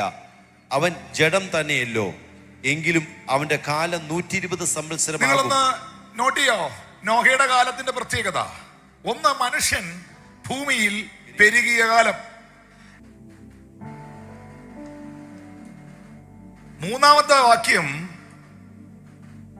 മനുഷ്യനിൽ എന്റെ ആത്മാവ് സദാകാലം വാദിച്ചു കൊണ്ടിരിക്കുന്നില്ല. അവൻ ജഡം തന്നെയല്ലോ, എങ്കിലും അവന്റെ കാലം 120 സംവത്സരമാകും. മനുഷ്യന്റെ ആയുസ്സിനെ ദൈവം വെട്ടിച്ചുരുക്കിയ കാലമാണ് നോഹയുടെ കാലം. ചേർന്നൊരാമീൻ പറഞ്ഞേ. ഇന്ന് മരിക്കാൻ പ്രായമുണ്ടോ? ഇന്ന് മരിക്കുന്നവരെ നോക്കിയാൽ അത്ഭുതപ്പെട്ടു പോകില്ലേ?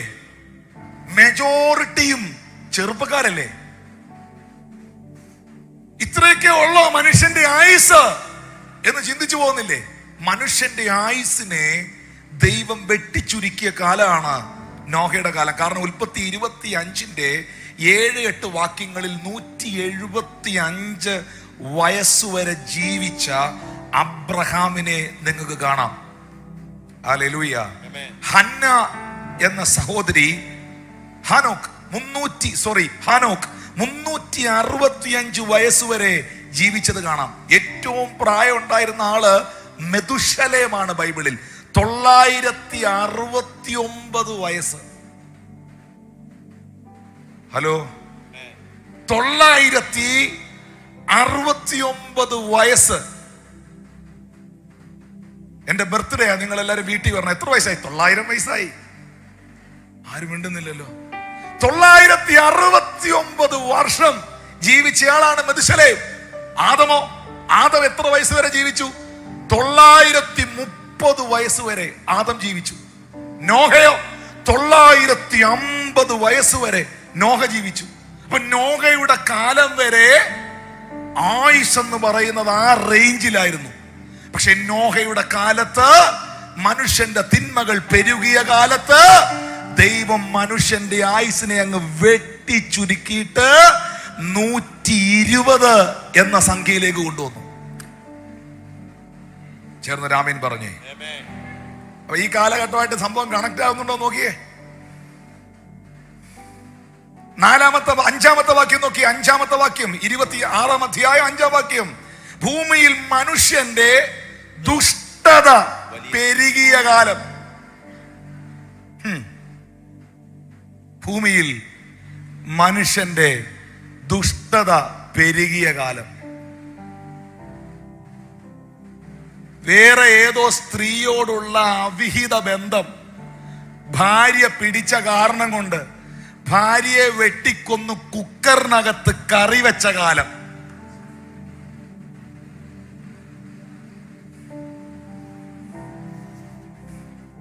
ആരെയും കൊല്ലാനും മടിക്കാനും വെട്ടാനും കുത്താനും കാലുവാരാനും മടിയില്ലാത്ത കാലം.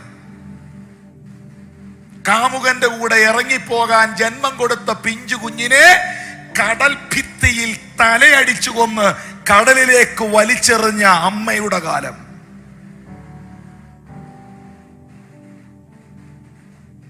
ഭൂമിയിൽ ദുഷ്ടത പെരുകിയ കാലം നോഹയുടെ കാലം.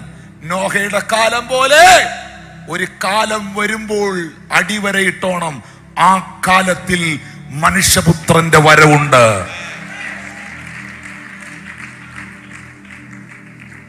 ഹല്ലേലൂയ. 6-ാമത്തെ വാക്യത്തിൽ ദൈവം മനുഷ്യന്റെ പ്രവർത്തികൾ കണ്ട് ദുഃഖിച്ച കാലം നോഹയുടെ കാലം. എന്നാൽ അതിനകത്ത് മറ്റൊരു സംഭവം ഉണ്ട്. അതും ഇപ്പൊ നടക്കുന്നുണ്ട്. വാക്യം 8-ാം വാക്യത്തിൽ ഇതെല്ലാം നടക്കുമ്പോഴും, ഭൂമിയിൽ മനുഷ്യന്റെ ദുഷ്ടത പെരുകുമ്പോഴും, ബോധിച്ചവരെ ഭാര്യമാരായിട്ട് എടുക്കുമ്പോഴും, മനുഷ്യൻ പെരുകുമ്പോഴും, മനുഷ്യന്റെ പ്രവൃത്തി കണ്ട് ദൈവം ദുഃഖിക്കുമ്പോഴും, ഇതെല്ലാം നടക്കുമ്പോഴും മറുഭാഗത്ത് കൃപയ്ക്കകത്തോട്ട് തമ്പുരാൻ ചിലതിനെ വലിച്ചിട്ടോണ്ടിരിക്കുന്ന കാലം. ഒന്ന് കരമടിച്ച് കൃപയ്ക്ക് ആമേൻ. എത്ര പേർക്ക് കാണാൻ കഴിയുന്നു? ഇതെല്ലാം ഒരു ഭാഗത്ത് നടക്കുമ്പോഴും, ഇതെല്ലാം ഒരു ഭാഗത്ത് സംഭവിക്കുമ്പോഴും, മറ്റൊരു ഭാഗത്ത് 10,000 ദൈവത്തിലേക്ക് തിരിഞ്ഞുകൊണ്ടിരിക്കുന്ന കാലം നോഹയുടെ കാലം. ഹല്ലേലൂയ. 11-ാമത്തെ വാക്യത്തിൽ ഭൂമി അതിക്രമം കൊണ്ട് നിറഞ്ഞ കാലം നോഹയുടെ കാലം. 9-ാമത്തെ വാക്യത്തിൽ മനുഷ്യനെ രക്ഷിക്കുവാൻ ദൈവം പെട്ടകം തീർത്ത കാലം നോഹയുടെ കാലം. ഈ പെട്ടകത്തെ ഞാൻ സഭയോടുകൂടെ കമ്പയർ ചെയ്തല്ലോ. ഇന്ന് മനുഷ്യനെ രക്ഷിക്കാൻ നിങ്ങൾ ചോദിക്കുന്നില്ല, എന്തുമാത്രം ചർച്ച, എന്തുമാത്രം പാസ്റ്റർമാരാ, എന്തുമാത്രം ശുശ്രൂഷകരാ. അവിടെ ഇവിടെയെല്ലാം പെട്ടകം പൊങ്ങുക, അവിടെ ഇവിടെയെല്ലാം നോഹമാർ എഴുന്നേക്കുക. എന്താണെന്നറിയാമോ? കാലം തികഞ്ഞു, ദൈവരാജ്യം സമീപിച്ചു. ദൈവം തമ്പുരാൻ പലയിടത്തായി പെട്ടകങ്ങൾ തീർക്കുന്നത്, ദൈവം തമ്പുരാൻ അവിടിവിടങ്ങളായി ഓരോ അഭിഷിക്തന്മാരെ എഴുന്നേൽപ്പിക്കുന്നത് മറ്റ് കാരണം കൊണ്ടല്ല. എത്രയും വേഗം രക്ഷിക്കപ്പെടാനുള്ളവൻ രക്ഷിക്കപ്പെടണം, വിടുവിക്കപ്പെടാനുള്ളവൻ വിടുവിക്കപ്പെടണം, മാനസാന്തരപ്പെടാനുള്ളവൻ മാനസാന്തരപ്പെടണം. പിശാച് തനിക്കിനി അല്പകാലമേ ഉള്ളൂ എന്നറിഞ്ഞിട്ട് എത്രയും വേഗം ദൈവിക പദ്ധതികളെയും പ്രവൃത്തികളെയും താറുമാറാക്കാൻ ശ്രമിക്കുമ്പോൾ മറുഭാഗത്ത് പരിശുദ്ധാത്മാവ് അതിലും ശക്തിയോടെ ചലിച്ചുകൊണ്ടിരിക്കുകയാണ്. പെട്ടകം ഉണ്ടാക്കിയ കാലം.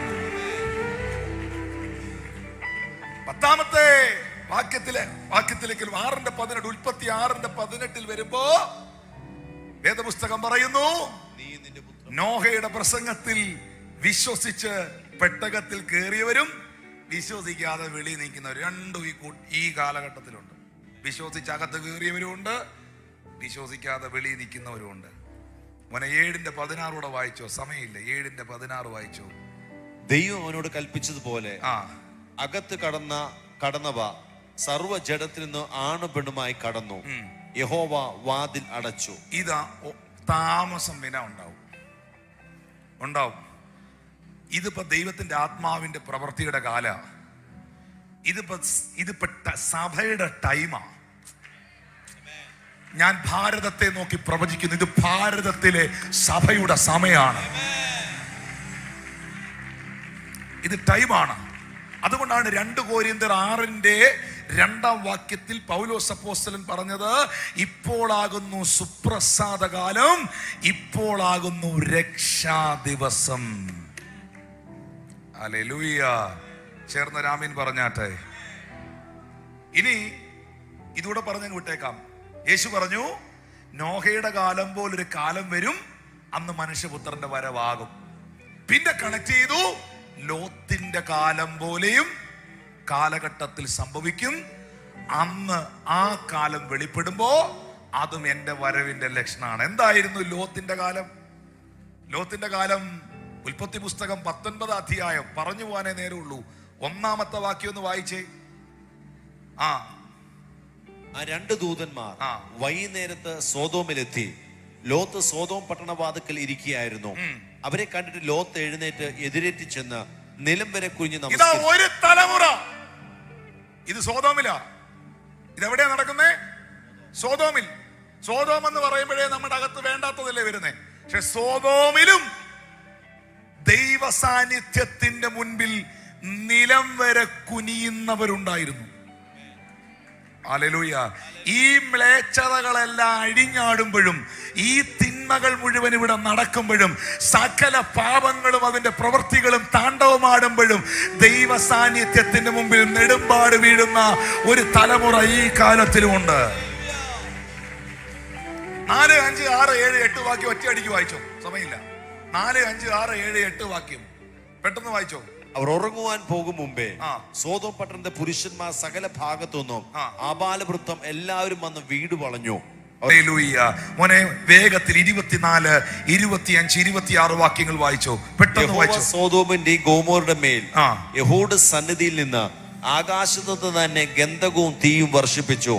ആ പട്ടണങ്ങൾക്കും പ്രദേശത്തിന് മുഴുവനും ആ പട്ടണങ്ങളെ സകല നിവാസികൾക്കും നിലത്തെ സസ്യങ്ങൾക്കും ഉന്മൂലനാശം വരുത്തി. ലോത്തിന്റെ ഭാര്യ അവന്റെ പിന്നിൽ നിന്ന് തിരിഞ്ഞു നോക്കി ഉപ്പുതൂണായി ഭവിച്ചു. ഇത് ലോത്തിന്റെ കാലത്ത് നടന്നതാ. മുന്നോട്ട് നോക്കി ഓടണം, തിരിഞ്ഞു നോക്കരുത്. ഇന്ന് രാത്രി വിശ്വാസികളെല്ലാം എന്നെ നോക്കിയേ, തിരിഞ്ഞു നോക്കരുത്. കലപ്പയ്ക്ക് കൈവച്ച ശേഷം തിരിഞ്ഞു നോക്കുന്നവൻ ആരും ദൈവരാജ്യത്തിന് കൊള്ളാവുന്നവനല്ല. ഒരുവൻ എന്റെ പിന്നാലെ വരുവാൻ ഇച്ഛിച്ചാൽ അവൻ തന്നെ താൻ ത്യജിച്ച് തന്റെ ക്രൂശ് എടുത്ത് എന്നെ അനുഗമിക്കട്ടെ. ഇന്ന് എന്തായിരുന്നു ലോത്തിന്റെ ഭാര്യയുടെ പ്രത്യേകത? ഒത്തിരി സ്വത്തുക്കളും നന്മകളും ഒക്കെ അവർക്കുണ്ട്. ദൈവം തമ്പുരാൻ പറഞ്ഞു, തിരിഞ്ഞു നോക്കരുത്. എന്റെ വാഗ്ദത്തത്തിലേക്ക് ഓടുന്നവൻ എന്നെ നോക്കി മുന്നോട്ട് നോക്കി ഓടണം. വിട്ടുപോയതിലേക്കും വിട്ടുവന്നതിലേക്കും കളഞ്ഞതിലേക്കും ഉപേക്ഷിച്ചതിലേക്കും വിട്ട പാരമ്പര്യത്തിലേക്കും നീ കളഞ്ഞ നീ ഉപേക്ഷിച്ച ആ തിന്മയിലേക്കും നീ തിരിഞ്ഞു നോക്കരുത്. പക്ഷേ ലോത്തിന്റെ ഭാര്യ തിരിഞ്ഞു നോക്കി. ഇന്ന് ഒത്തിരി എണ്ണം വിശ്വാസത്തിൽ ഇറങ്ങി തിരിച്ച ഒരുപാടെണ്ണം തിരിഞ്ഞു നോക്കുന്നുണ്ട്. തിരിഞ്ഞു നോക്കുന്നവരുടെ ശ്രദ്ധയ്ക്ക് നീ ഉപ്പുതൂണൊന്നും ആകുകയില്ല, പക്ഷേ നീ എത്തേണ്ടടുത്ത് എത്തുകയില്ല. ലോത്തിന്റെ ഭാര്യ വഴിയിൽ വെച്ച് പട്ടുപോയി, ഉപ്പുതൂണായി പോയി. ഇന്നും വിശ്വാസത്തിന്റെ ഒത്തിരി പരിശോധനകളിലൂടെ ഒത്തിരി കാര്യങ്ങൾ ലോകത്തിൽ സംഭവിക്കുന്നുണ്ട്. പ്രിയമുള്ളവരെ, ഞാൻ ഈ മെസ്സേജ് അവസാനിപ്പിക്കുകയാണ്. ലോത്തിന്റെ കാലം പോലെ, നോഹയുടെ കാലം പോലെ ഒരു കാലത്തിൽ ഞാനും നിങ്ങളും ജീവിക്കുമ്പോൾ എനിക്കും നിങ്ങൾക്കും ഒറ്റ പ്രതീക്ഷയേ ഉള്ളൂ, ഒറ്റ ലക്ഷ്യമേ ഉള്ളൂ, ഒറ്റ ചിന്തയുള്ളൂ. ഇവിടെ ഇരിക്കുന്ന മുഴുവൻ പാസ്റ്റർമാരോടും പറയാം, ഈ ശുശ്രൂഷകൾ നിങ്ങൾ ചെയ്യുന്നതിൽ, ജനത്തെ നയിക്കുന്നതിൽ എല്ലാവർക്കും ഒറ്റ ടാർഗറ്റേ ഉള്ളൂ: നരകത്തിൽ പോകരുത്, നരകത്തിൽ പോകരുത്, നരകത്തിൽ പോകരുത്. നരകം എനിക്കുള്ളതല്ല, നരകം എനിക്കുള്ളതല്ല, പാതാളം എനിക്കുള്ളതല്ല. എൻ്റെ കർത്താവ് ഒരുക്കിയ നിത്യഭവനമാണ് എനിക്കുള്ളത്. വിശ്വസിക്കുന്ന എത്ര പേര് ഇതിന്റെ നടുവിലുണ്ട്? ഈ ലോകത്തിൽ കാണുന്നതൊന്നും പ്രിയമുള്ളവരെ ശാശ്വതമല്ല. വേദപുസ്തകം എബ്രായർ 13, 14, 15 പറയുന്നു, നമുക്കിവിടെ നിലനിൽക്കുന്ന ഒരു നഗരമില്ലല്ലോ, വരുവാനുള്ളതത്രേ നാം അന്വേഷിക്കുന്നത്. അതുകൊണ്ട് അവൻ മുഖാന്തരം ദൈവത്തിന്റെ നാമത്തെ ഏറ്റുപറയുന്ന അധരബലമെന്ന സ്തോത്രയാഗം ഇടവിടാതെ അർപ്പിക്കുക. നിലനിൽക്കുന്ന ഒരു നഗരം നമുക്കിവിടെയില്ല. നിങ്ങൾ ഈ കാണുന്ന അമേരിക്കയും, നിങ്ങൾ ഈ കാണുന്ന ലോകരാജ്യങ്ങളും, നിങ്ങൾ ഈ കാണുന്ന മുഴുവൻ സംവിധാനങ്ങളും തീക്കായി സൂക്ഷിച്ചിരിക്കുകയാണ്. മുഴുവൻ സംവിധാനങ്ങളും തീക്കായി സൂക്ഷിച്ചിരിക്കുകയാണ്. ചൂള പോലെ കത്തുന്ന ഒരു ദിവസം വരും, അന്ന് ദുഷ്പ്രവർത്തിക്കാർ മുഴുവൻ താളടികളാകും. എന്നാൽ കർത്താവിന്റെ നാമത്തെ വിളിച്ചപേക്ഷിക്കുന്നവന് നീതി സൂര്യൻ രോഗോപശാന്തിയോടുകൂടെ ഉദിക്കും. വിശ്വസിക്കുന്നവർ ഒന്ന് കരങ്ങളെ അടിച്ച് ഇന്ന് രാത്രി ദൈവത്തിന് നന്ദി പറയാം, നന്ദി പറയാം, നന്ദി പറയാം. നാം പ്രതീക്ഷിച്ച സമയത്തെക്കാളൊക്കെ മുമ്പ് തന്നെ കർത്താവിന്റെ വരവ് ഏറ്റവും അടുത്തിരിക്കുന്നു. ഈ രാത്രി കഴിയാറായി. അതുകൊണ്ട് ഇരുട്ടിന്റെ പ്രവർത്തികളെ വെച്ചുകളഞ്ഞ് വെളിച്ചത്തിന്റെ ആയുധവർഗം ധരിക്കുവാൻ കർത്താവിന്റെ രാത്രിയിൽ നമ്മളോട് ഇടപെടുകയാണ്. അങ്ങനെയാണെങ്കിൽ എത്ര പേർക്ക് ഉറപ്പുണ്ട് വെളിപ്പാട് 20:15 ജീവന്റെ പുസ്തകത്തിൽ പേരെഴുതി കാണാത്ത ഏവനെയും തീപ്പൊയ്കയിൽ തള്ളിയിടും? ഇവിടുത്തെ പള്ളിയിൽ നിന്റെ പേരുണ്ടോന്നല്ല, ഇവിടുത്തെ രജിസ്റ്റർ ബുക്കിൽ പേരുണ്ടോന്നല്ല, മനുഷ്യൻ നിനക്ക് പേരോ പെരുമയോ നൽകിയോ എന്നല്ല. ഈ ലോകത്തിലെ ഒരു മനുഷ്യനും എഴുതാൻ കഴിയാത്ത സ്വർഗീയ കരങ്ങളാൽ നിന്റെ പേര് എഴുതി വെച്ചിരിക്കുന്ന ദ ബുക്ക് ഓഫ് ലൈഫ്, ജീവന്റെ പുസ്തകത്തിനകത്ത് നിന്റെ പേരുണ്ടോ? പേരുണ്ടെങ്കിൽ ആ കൈകളൊന്ന് ഉയർത്തി പറഞ്ഞേ, പേർ വിളിക്കും നേരം, പേർ വിളി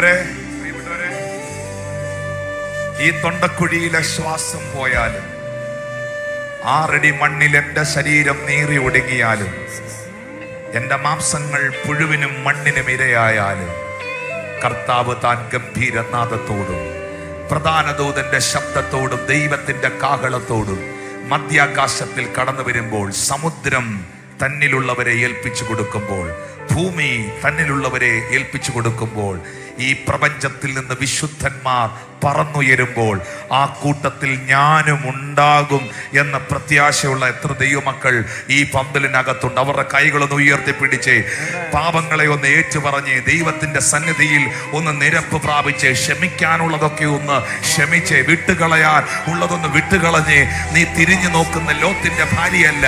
ഹല്ലേലൂയ. നീ അവലക്ഷണം പ്രവർത്തിക്കുന്ന ലോത്തിന്റെ കാലത്തെ സോദോം നിവാസിയല്ല. എല്ലാ പാപങ്ങളെ വിട്ടേ, പാപങ്ങളെ ഉപേക്ഷിച്ച് പെട്ടകത്തിന്റെ വാതിൽ അടയാൻ ഇനി ചില നാളുകൾ കൂടെ ഉള്ളൂ. ഹല്ലേലൂയ. കാഹളം ധ്വനിക്കുവാൻ ചില നാളുകൾ കൂടെ ഉള്ളൂ.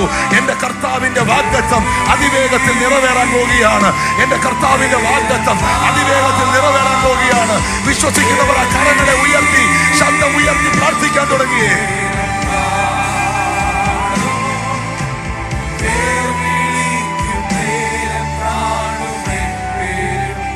എൻ ഭാഗ്യകാലം ഓർക്കുമ്പോൾ എൻ ഉള്ളം ഈ ലോകസുഖം തള്ളി ഞാൻ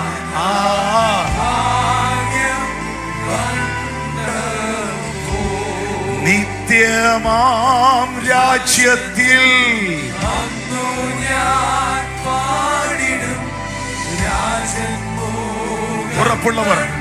ഉറപ്പുള്ളവർ പ്രത്യാശയുള്ളവർ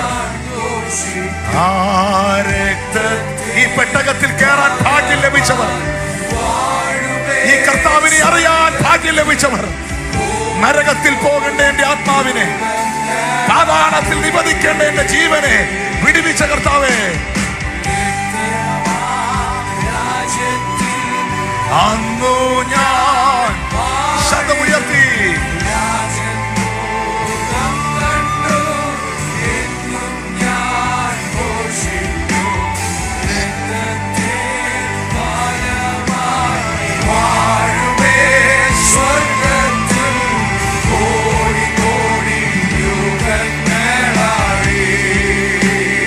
രക്തത്തിൽ ശബ്ദമുയർത്തി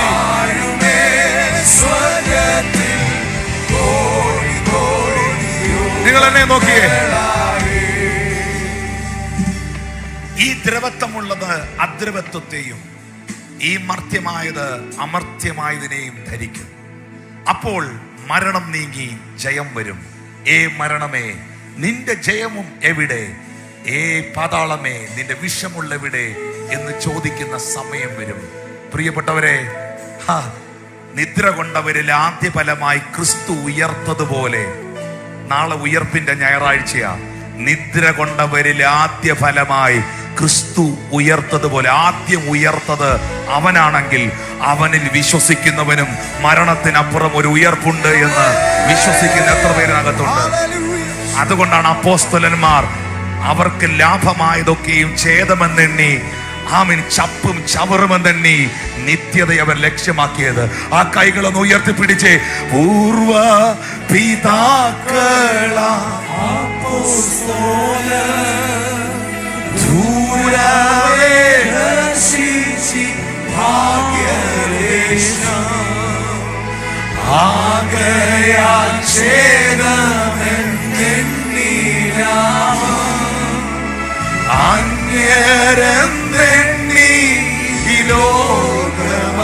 കൈ ഉയർത്തി പാടുമോ? യാത്ര ചെയ്യൂ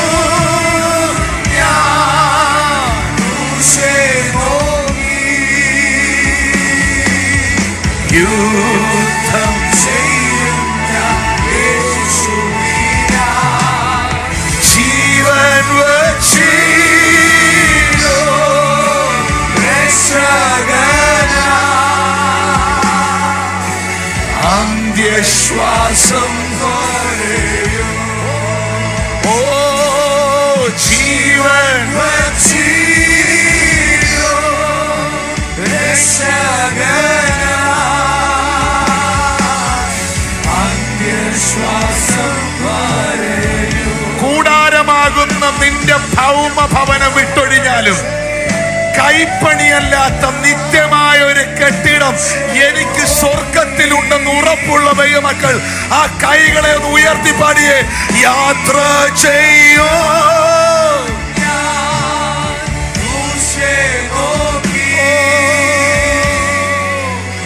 യുദ്ധം ചെയ്യും ജീവൻ വച്ചിയോ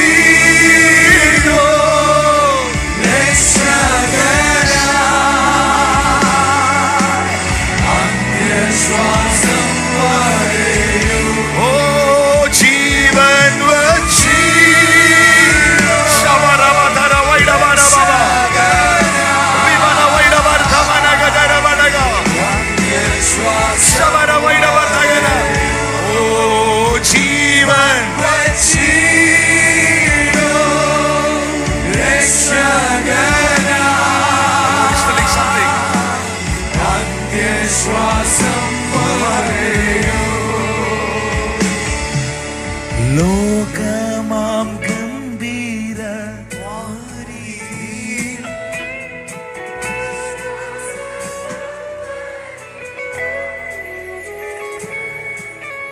നിത്യ വീടൊണ്ടു. ഇത്ര ശബ്ദമേ നിങ്ങൾക്കുള്ളോ?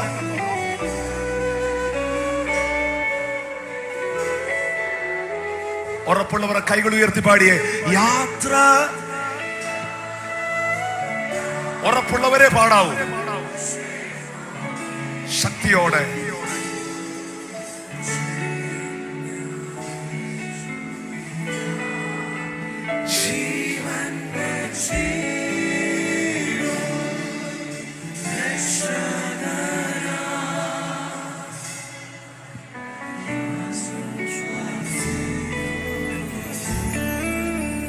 ജീവൻ വെച്ചിടും എന്റെ രക്ഷകനായി അന്ത്യശ്വാസം. ജീവൻ വച്ചിടും എന്റെ രക്ഷകനായി.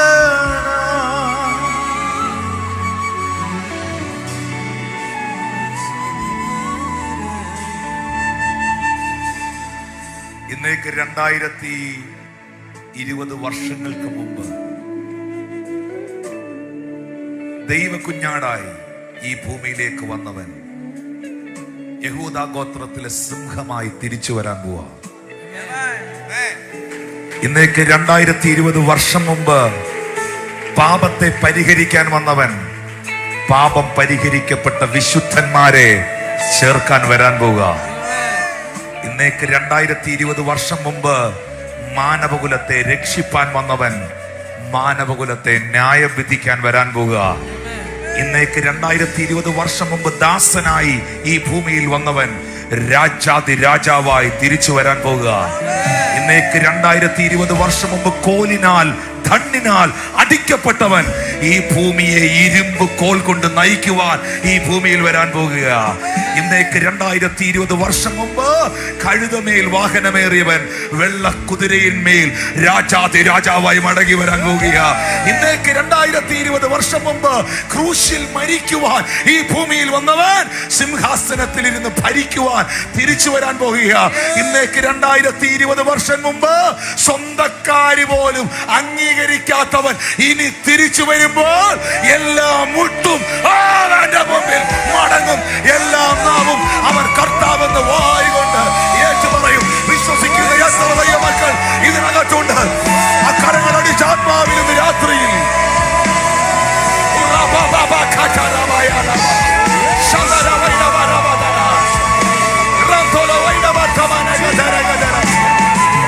My Lord is coming soon. Jesus Christ is coming soon. Jesus is coming soon. ഭൂമിയിലുണ്ട്. അവർ ശബ്ദം ഉയർത്തി കർത്താവിനെ നന്ദി പറഞ്ഞു.